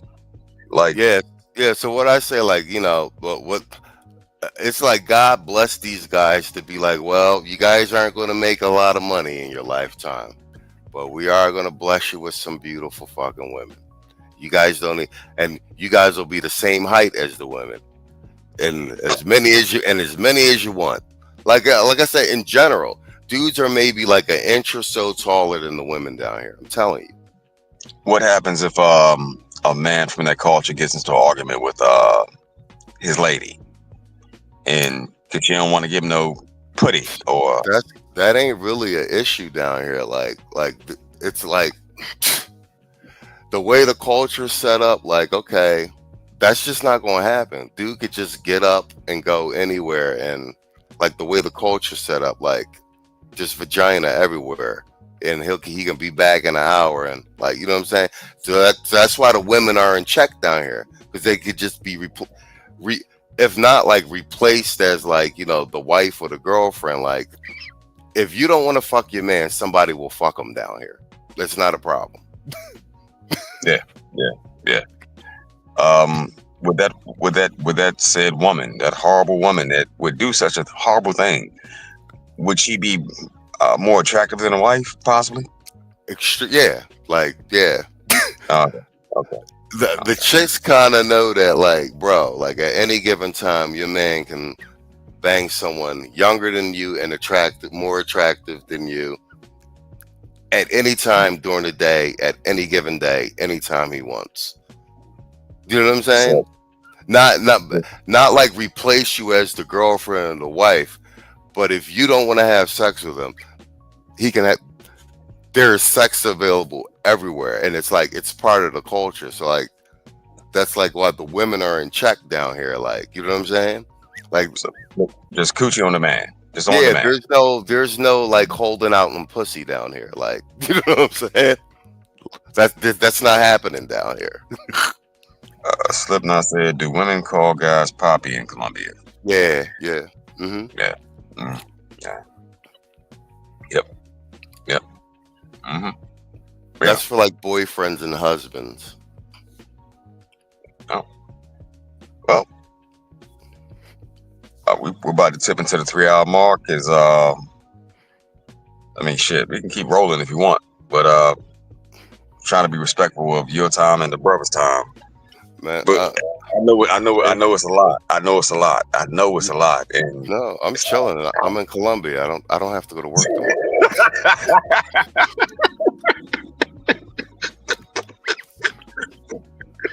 I don't have a job interview to schedule for. You know what I'm saying? No, you remember when I'm trying to be respectful. God damn it! You remember when you be like, yeah, we're approaching the 2-hour mark. I don't know. Let me check with the brothers, and I'm like, nigga, I don't give a fuck. I make my own work. You know what I'm saying? It feels weird, dog. Yeah, I know. It's weird as shit. Yeah, I'm in Colombia now. Tomorrow's New Year's Eve. Like, you know what I'm saying? No, I ain't got no. Brogan said it. He said it's fucking beautiful. Yeah, it's fucking beautiful. Yeah, I'm in Colombia. I can do whatever I want. I ain't gotta worry about a landlord. None of that shit. All I do is make content, study for an hour or so tomorrow. It's New Year's. It's Gringo Tuesday tomorrow. It might not be because it's New Year's. The homie trying to take me to some strip club tomorrow. Like, I'm good. You said it's Gringo, not fuck Taco Tuesday. It's Gringo Tuesday. Yeah, Gringo Tuesday is like language exchange and salsa till like 2 a.m. So that's where all the expats, you can go and you can speak Spanish, German, or French, and then you talk English to people for like 3 hours, and then there's a salsa party on the roof. This Tevin King said that statement took me out. I got to work in 6 hours.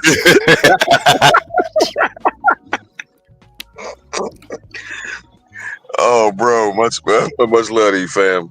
Yeah, because you know how I used to be in the States. Like, you know how I used to be up in the States. Like, all right, man, I got to get to sleep. I got to get up. I got to get up, apply to these jobs. I got 2 interviews tomorrow, and then I got to do this, and then I'm ducking my landlord. You know what I'm saying? Like, nah. Yeah. Tomorrow, I'm in Colombia tomorrow, New Year's. I got, you know what I'm saying? Bruh. Yeah. Dude. You know, the to me, the most magnanimous part of it all is you said you were gonna do it, then you fucking did it. And then after you did it, you was like, bro, I'm good. I say, oh, you good? Yeah, I'm good. Everybody got that word back, and now you spending New Year's in Colombia, cuz. And Christmas, which is crazy, because everybody that's in the Patreon or the members only, I put that trailer like, yeah, Christmas in Colombia, yeah. Yo. Yet again, brothers, it's possible. You too. You too. I sound like Bob Barker. You too could win a life of freedom. You too could come on down.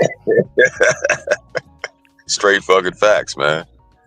Straight fucking facts. And the beauty of it is, you don't need $1 million to do it, Slim. You really don't. $50K. I came down here. Yeah, I came down here on shoestring money. Like, this was done in 60 days. There wasn't no budget set out for this. Like, nothing. Like, with what I had, the homies chipping in, trying to get shit straight. The homie naming using his frequent flyer miles to get me flew down here. Like, it was just like, bro, we gotta get you out the country. We'll figure it out from there. Like, you know what I'm saying? You know what I mean? There's still shit to work out, but like everything that I would be doing in the States that need to be done, I'm doing here. You know what I'm saying? And it's a better situation. You know what I'm saying? So it's just a change of location. Yet again, your network is your motherfucking net worth, bro. Real shit. Like, that's one of the realest things that St. Kev said that I held on to. I have a huge network already. Then I met y'all brothers, and it just expanded like damn near exponentially. Like, I don't ever see it stopping. And I told you about what my plans are, right? Mm-hmm. As far as what I'm building, that way it's more resources for us all to grab. Because once I leave, I ain't come back. I ain't never come back. I ain't never come back, bro. I guarantee that much. It'll be in a box or a bag. That's about it. Well, but me and you had this conversation because you and I have similar temperaments, and especially like you love Colombia. Like, you'd go native quick as shit. You know what I'm saying? You'd go native quick as shit because it's, you know what I'm saying? I'm about to pay for a subscription to Babbel and start, learn Spanish, Colombian Spanish, especially. Yeah, yeah, real shit. I ain't lying. You do well in Colombia, like, you know what I'm saying? Like, it's just your speed. You can get into whatever you want to get into. You can rough it. You can high end it. You know what I'm saying? You can meet all type of interesting dudes. Like, you know what I'm saying? It's right your speed. Do you know what I'm saying? Cali, Medellin, and Bogota. Do you know what I'm saying? Because each Cali, Medellin, Bogota, they each got their own vibe. Like, Bogota's further north, it's in the mountains. It's actually in the mountains, like it's surrounded by them, and it's the capital.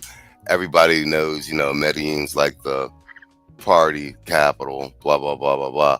Cali I like because, like I said, it's small. It's small town. It's like it's an upper middle class neighborhood where I'm at because I'm in the La Flora, Valcusa area, and like I said, it's like you can disappear down here. Like you can live with the locals. It's got all the modern amenities that you want. You know what I'm saying? And then like if you wanna, that's what the smart guys do. That's what I peeped in Colombia. There's guys that got apartments in Medellin. And then, but even the guys in Medellin come down to Cali like to get away from all the madness. You know what I'm saying? But Right. my guy, the Ty that's next to me, when he comes, he posts up in Cali, and then catches a flight to Medellin for like 2 weeks to party and shit. Then comes back because Cali's quiet. You know what I'm saying? Right. Like if you don't want to get into nothing, you don't gotta get into nothing. Like you know what I'm saying? Like you can work undisturbed. If you want to get out, hop in the car, go do something, you can go do something. But if you don't, if you want to just keep your head down, get out, eat, go to the gym, run, like have like a normal life, you can do it with no problem because the neighborhood gets up early, people get up, go to work, everything shuts down at 9. You know what I'm saying? You got to catch your car down to Granada like to be up to 2 and 3 in the morning and shit like that. You know what I'm saying? Right. Yo, what a broken say? He said, sounds like an 18 plan. I love it when a plan comes together. Hell yeah. Hannibal Smith, homie.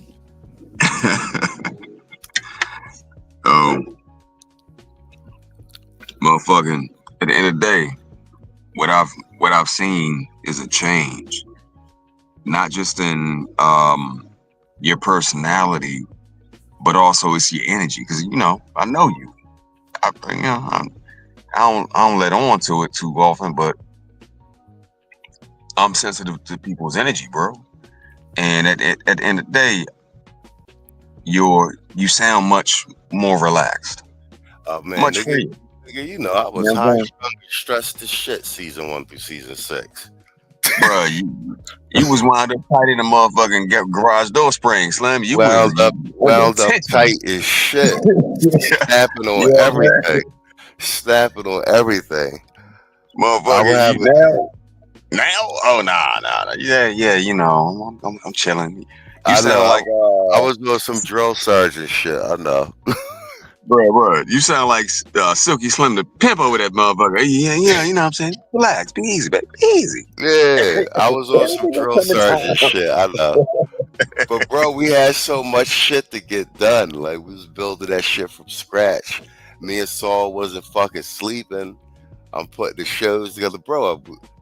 I did 6 seasons straight, 24 to 27 episodes a season straight. Bro, come on, know if you've been to Cartagena. No, I haven't been to Cartagena yet. A bunch of Naaman has, and a bunch of my other homies. Everybody say it's popping. They say it's being overrun with tourists. Lord Love Smith in the building, the homie. Seems like it will be hell to get around in Colombia without a car. You can't drive in Colombia anyway. So everything. So either number one, have your Uber set up before you come here. No, set up before you come here, because if you get a SIM card over here, they give you a Colombian number. So then when they try to send you the verification number to your old number, you fucking don't get it. So that's what happened to me. But I use Didi down here, which is like their Uber. It's cheaper than Uber anyway. And like, so I'll be getting so you're American, you can't drive here anyway. So you got to take a car or get like a personal driver here. I got one of those too. My man Ty is giving me his personal driver. But Didi's dope, and it's cheap. So I'll be getting ride cars everywhere, and it's like $1 to like $4, bro. You know what I'm saying? And I'm talking about some, like, even if, like, I went to a bullfight yesterday, and it took 25 minutes to get to the arena, and the fucking it costs I think it was $6 US. So pretty much we getting robbed. We getting Yeah. robbed. So We like getting robbed. but like in general, like everybody walks here, or you know what I'm saying, there's motorcycles and motorbikes everywhere. That's huge here. And there's but like cars are like, if I need to go to Granada, like the Ricos, and like down where like, you know, the nightlife is, that's like what 5 to 10 minutes from me. If I catch a Didi, that like the fares, like once it translates to American dollars, like I'm spending like $1.50 to $3 and shit. Do you know what I'm saying? So that shit's nothing. You can get anywhere with DD in Colombia. And like generally it'll cost you somewhere between, yeah. Americans aren't allowed to drive down here anyway. You know what I'm saying? It's super complicated to get a license. So like, yeah, you touch down, Uber works. My man uses Uber all the time. I use Didi. I use the local joint. And it's the same cars though, so it don't matter. Like it's the same cars that come. And like bro, I catch cars everywhere, and it should be somewhere between $1 and $6, bro. There it is, right there. Question: would you mind if I shoot the link out real quick? The way if anybody want to ask questions, they say it out too. Oh yeah. All right, bet. Let me do this.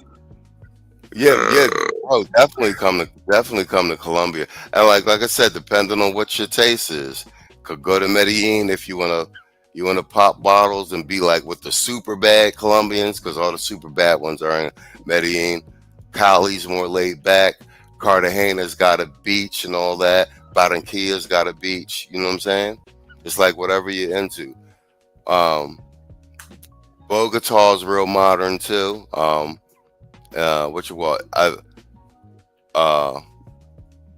like I said, you know, the more I come down here, I'll make my way to all of them. But like, I'm glad I came to Cali first, more so because it fits like the plan of what I had coming down here anyway, for me to be able to lay low, study, but still, you know, get the experience of living in Colombia. And like I said, because where I'm at is more like a residential area, I actually, you know, like I said, I live with the Colombians. Like all my neighbors are Colombian. You know what I'm saying? Like I get up, I see the kids go to school and shit. You feel me?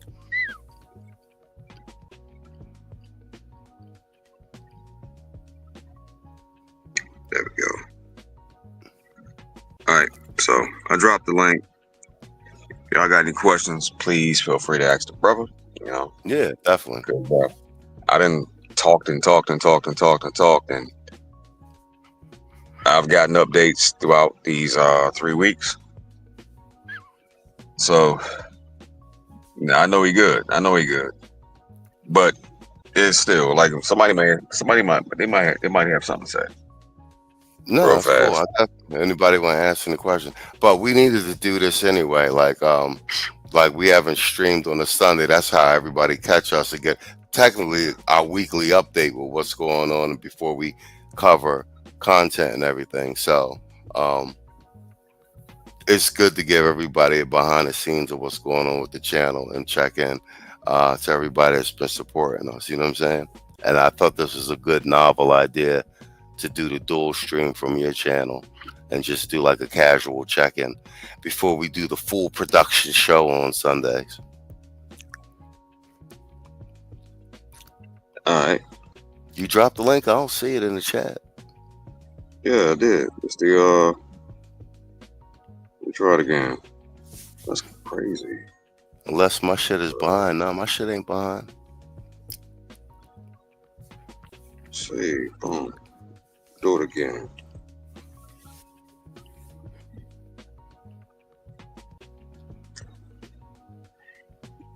So it should be Lord Love Smith. He said I might pull up this summer. It should be right under that. Then I dropped it again under Slipknot. All right, cool. All right, guys. If you guys are over on my channel, and if you want to hit the link, it's in Contractor's chat. So you're gonna have to go over to his chat. But yeah, because we're dual streaming. So yeah, if you guys actually want to hit the link, It's in contractors chat.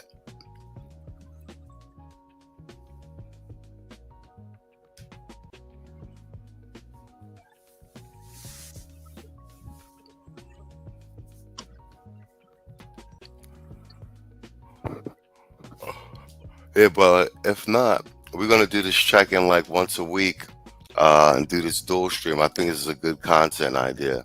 So it's a nice extra piece of content for the network.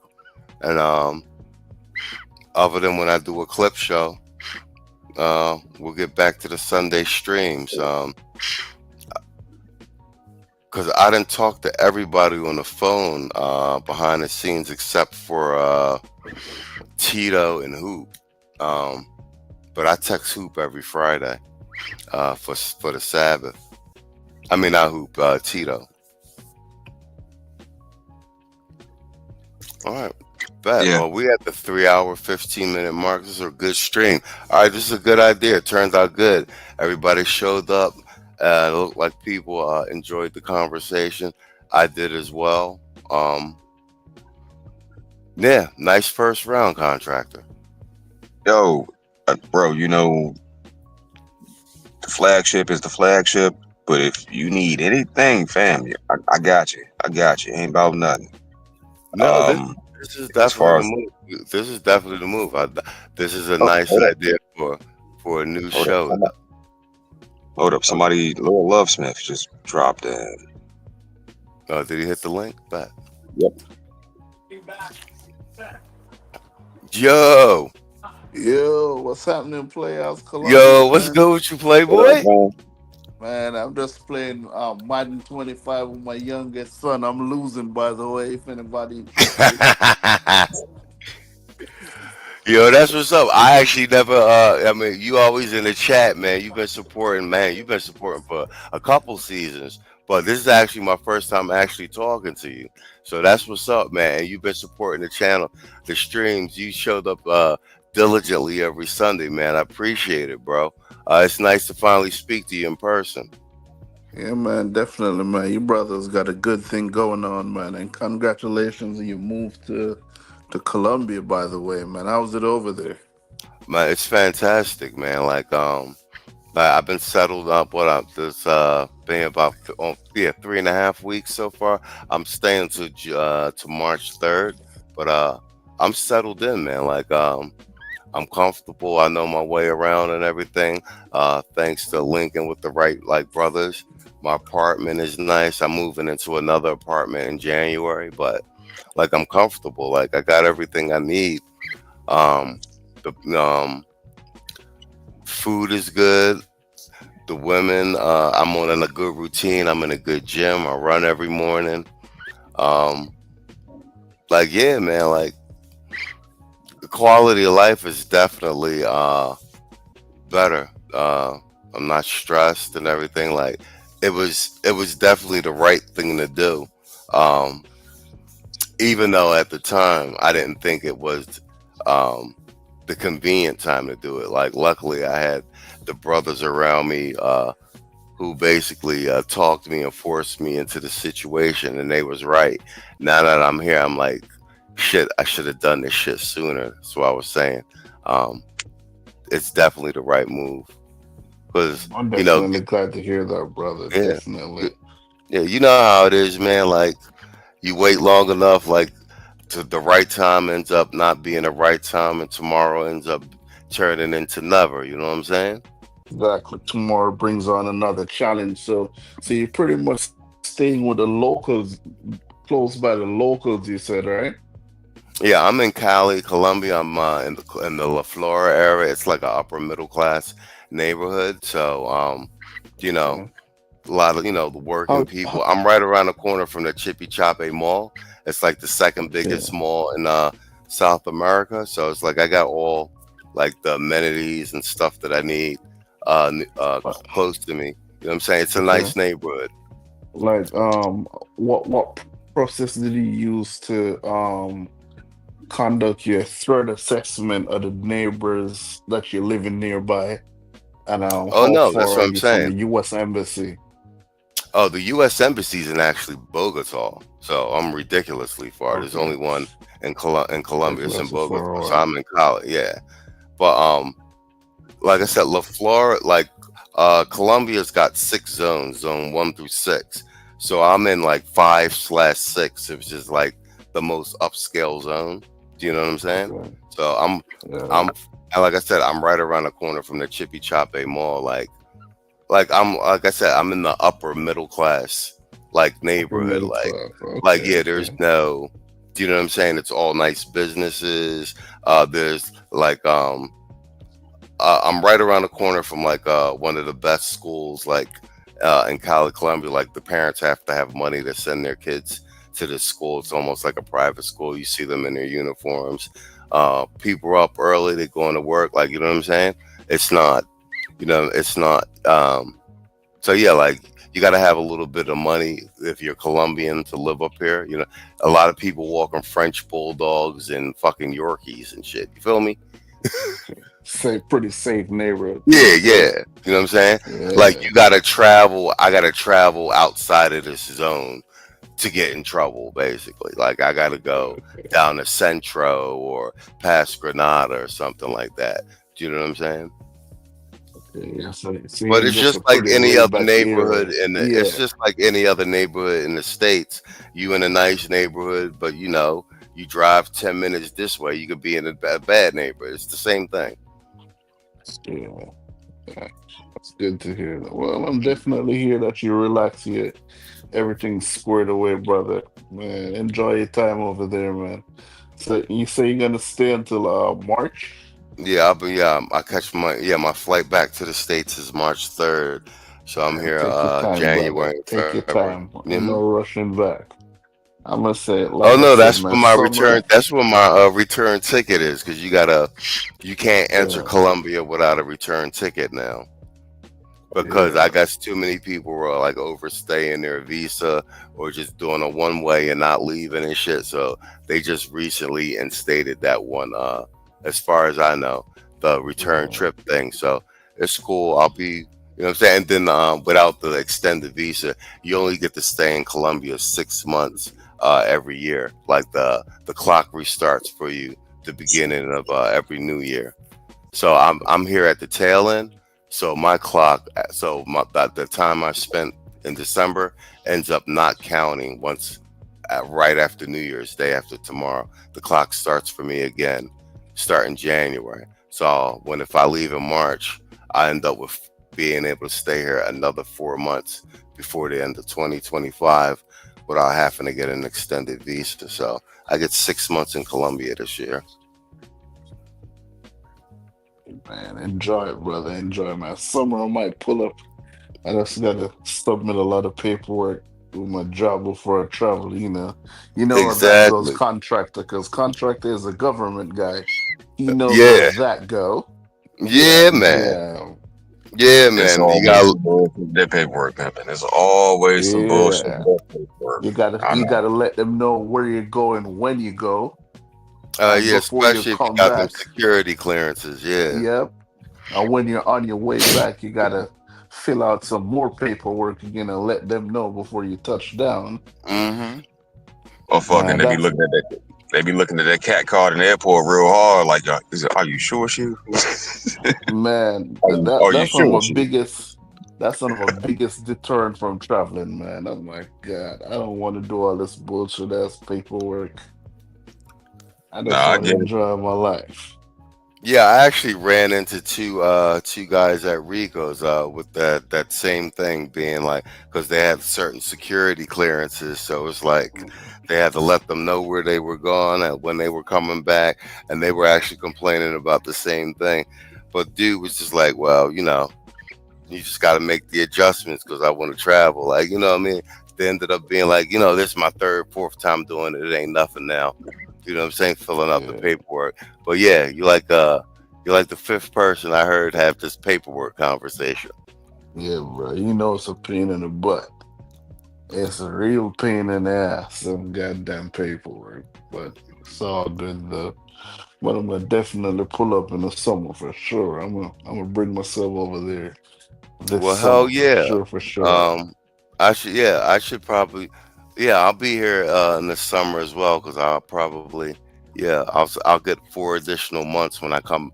I fly back in March, so I'll probably end up flying back probably in April or something like that for 4 months or however long.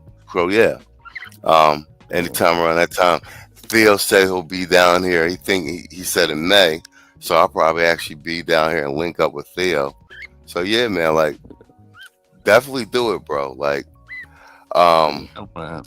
yeah, Theo, like I said, like Theo when the you Kingmaker.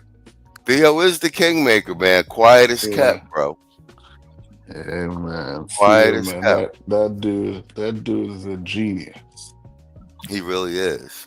It's Yes, just sir. that Yeah, it's just when that you're I'm in busy when with you're in my the own courses. That's why I haven't hit him up yet. I got a yeah, lot that's of how I motion was. going on myself. That's why I Yeah, haven't hit that's him how I up yet. was. I was testing for a whole bunch of other certs and like project management and business analyst. But like he gave me that first GCP class for free. He was like, yo, you should take the class. So it was just like, you know how it is when opportunities show up. It don't be Yeah, on your fucking schedule, but you gotta make the adjustment. And I'm glad I yeah, did. Even this AWS joint, I thought I was just going to do the GCP and I was good. Then at the end of the GCP, right when I was starting to study for my cert, he was like, the AWS class, he messaged me and was like, hey, I just grandfathered you into class 6. I want to make sure you succeed. You're doing really well. Then it was like, fuck. Now I gotta do this yeah, man. AWS shit. But he Yeah, said that I can't say no because he gave it to me for free. You know what I'm saying? So yeah, yeah, man. like you know what I'm saying. You just got to jump on it. I'm glad I did though. That's what I said. Like, One thing I wonder if he does on the Global Information Assurance Incident Response Certification. That's the one I'm eyeing next. That's the cert I want. That's some big money right there.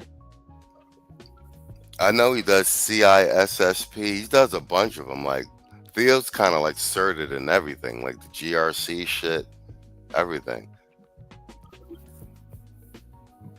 But I will say this, bro. Like, aside from just Theo even like teaching the classes, like once you're actually in the group where because all the classes run simultaneous, it's like just the support group that's in there. Like I'm all souped up about doing the searches because like it just ends up being like you know how like competition's a good thing. You see dudes just start posting this because they every time you pass a cert, you post it.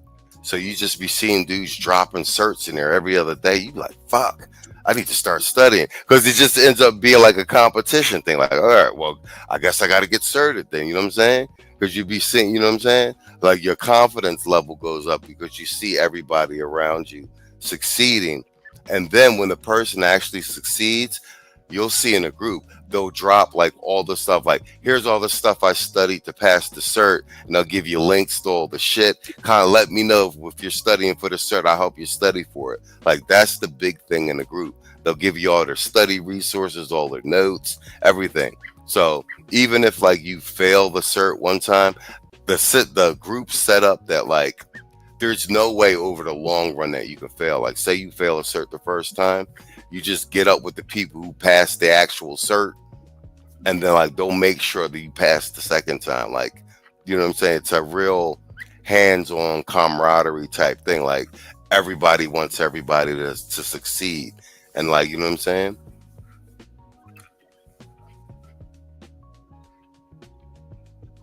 Oh, was I boring? No, you're good. Oh.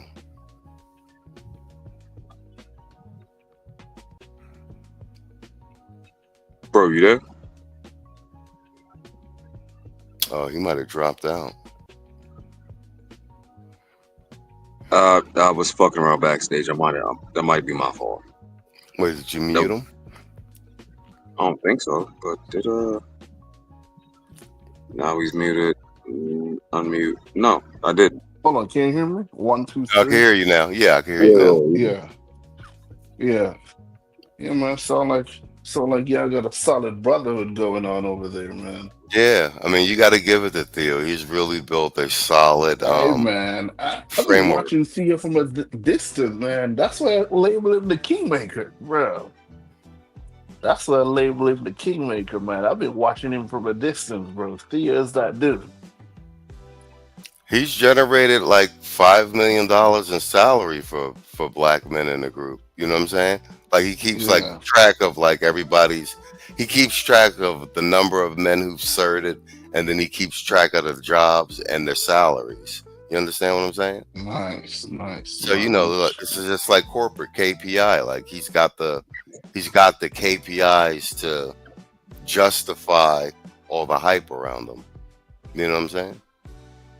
Man, that's a Mhm. blessing, man. Myself, I just started hitting that 125. I feel good, but you know Yeah, that is man. in California. That don't mean shit. That's like So that's I'm 50K in California, homie.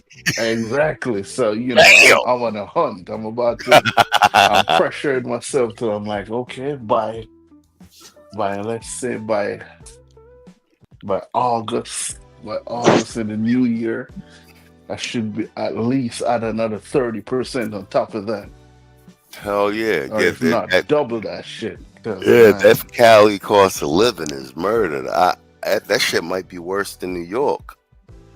yeah, man, it's deadly out here. Like next. Nah, that shit is real. That shit is real.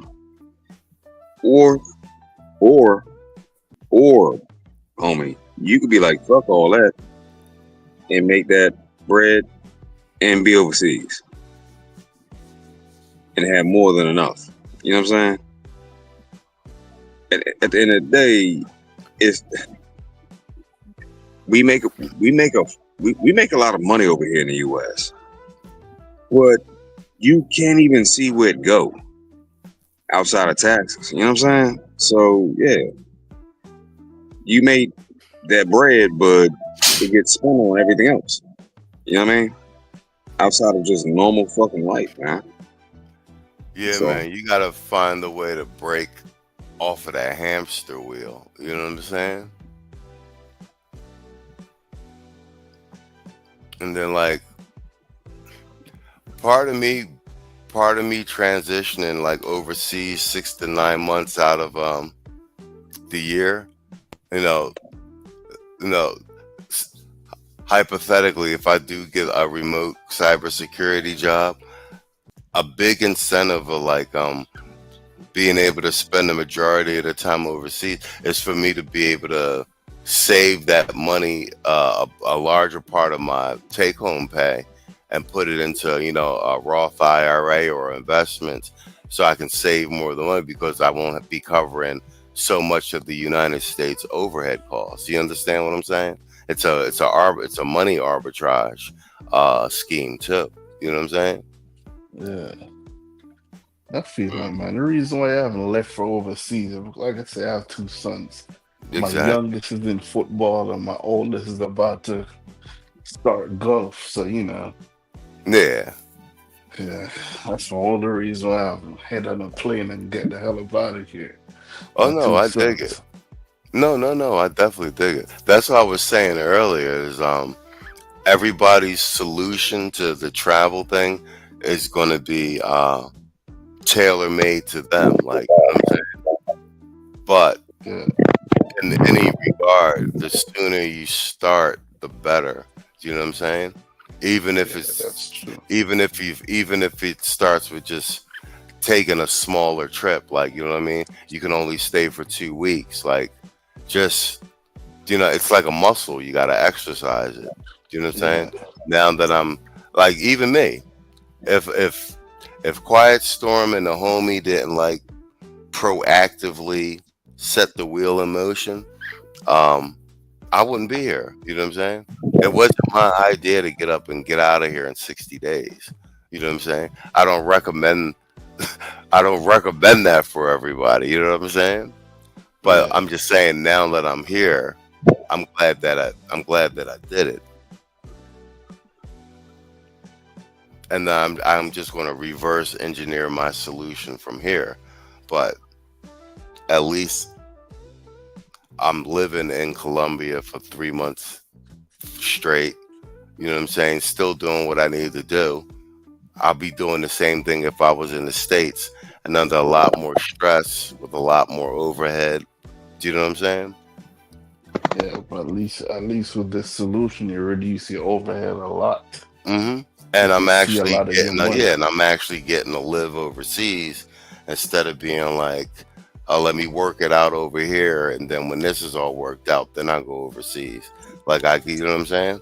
So, Yeah, but once again, like I said, I'm risk averse. That wasn't my idea. Like you know what I'm saying? Like like the homies came up with it, pitched it to me, sold me on it, and I said, all right, well, fuck it. You know what I'm saying? I'm not getting no younger. You know what I'm saying? Like I'm on Facebook watching dudes I went to high school with dropping off left and right. Like you know what I'm saying? Mm. You know what I'm saying? You gotta try and live your life the best way you can while you can. You know what I'm saying? Facts. Facts. All right, gentlemen. Let me pause this real quick. Gentlemen, it's been an honor and a pleasure to bring this to you. But I ain't gonna fake. I'm sleepy as fuck now. It's like damn near 3 in the morning. Yeah, I'm tired too, man. Yeah, yeah, we. man. I think we've been on for 3 hours, 3.5 hours. I think that's a sufficient check in with everybody, and and duly noted. We'll do it again. We'll do it again next week, and well, everybody, cross your fingers, man. Cross your fingers. We will be on our return to the Sunday panel this Sunday. Cross your fingers. I'm looking It'll forward happen. to it, man. So am I, man. I missed going on Sundays. No So bullshit. yeah, so cross your fingers, guys. If everything goes according to plan, stars align. We will be back on for our first Sunday stream of season 7 after not being on for close to a month and a week or so since my move to Columbia. So Sunday show, guys. Cross your fingers. I'll keep you posted on the community tab. Contractor, thanks for hosting this check-in on your channel so we could dual stream. And thanks you everybody who showed up in the chat and super chatted and just come and hang out with us, man. We appreciate you guys. And we thought it was due that you hear from us and we have a conversation about what's actually going on behind the scenes. Um, long overdue.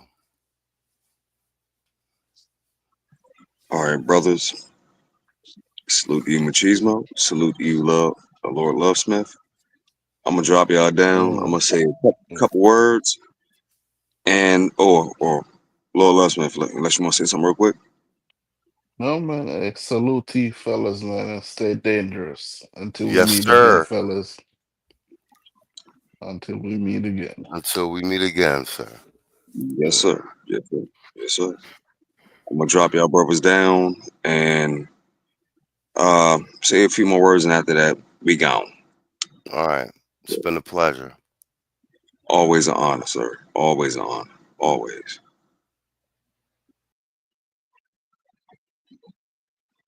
All right, brothers. So now you know the homie Machismo. He alive. He breathing. He kicking. If I could, then I would have a good old drop for you, but I ain't got that. Hamburger Hill, uh, pounding the chest, 300 style. At the end of the day, the network, the network, it ain't just something that niggas was talking about. It's not an idea that we was kicking around. It's a very real thing, man. And the blessing is y'all plugged into it. Now I know YouTube is gonna do what it do.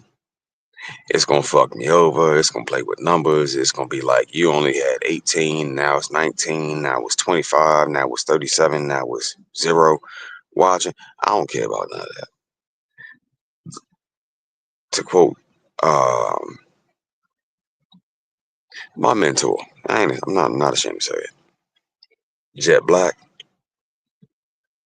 the professor, the message is always more important than the messenger. And y'all got to talk to a messenger. Like real talk. Like y'all got to speak to him and hear from him and hear him respond. There's a life outside of this place. The guy Nagasena ain't gonna never tell you that part though. But we have proof of life.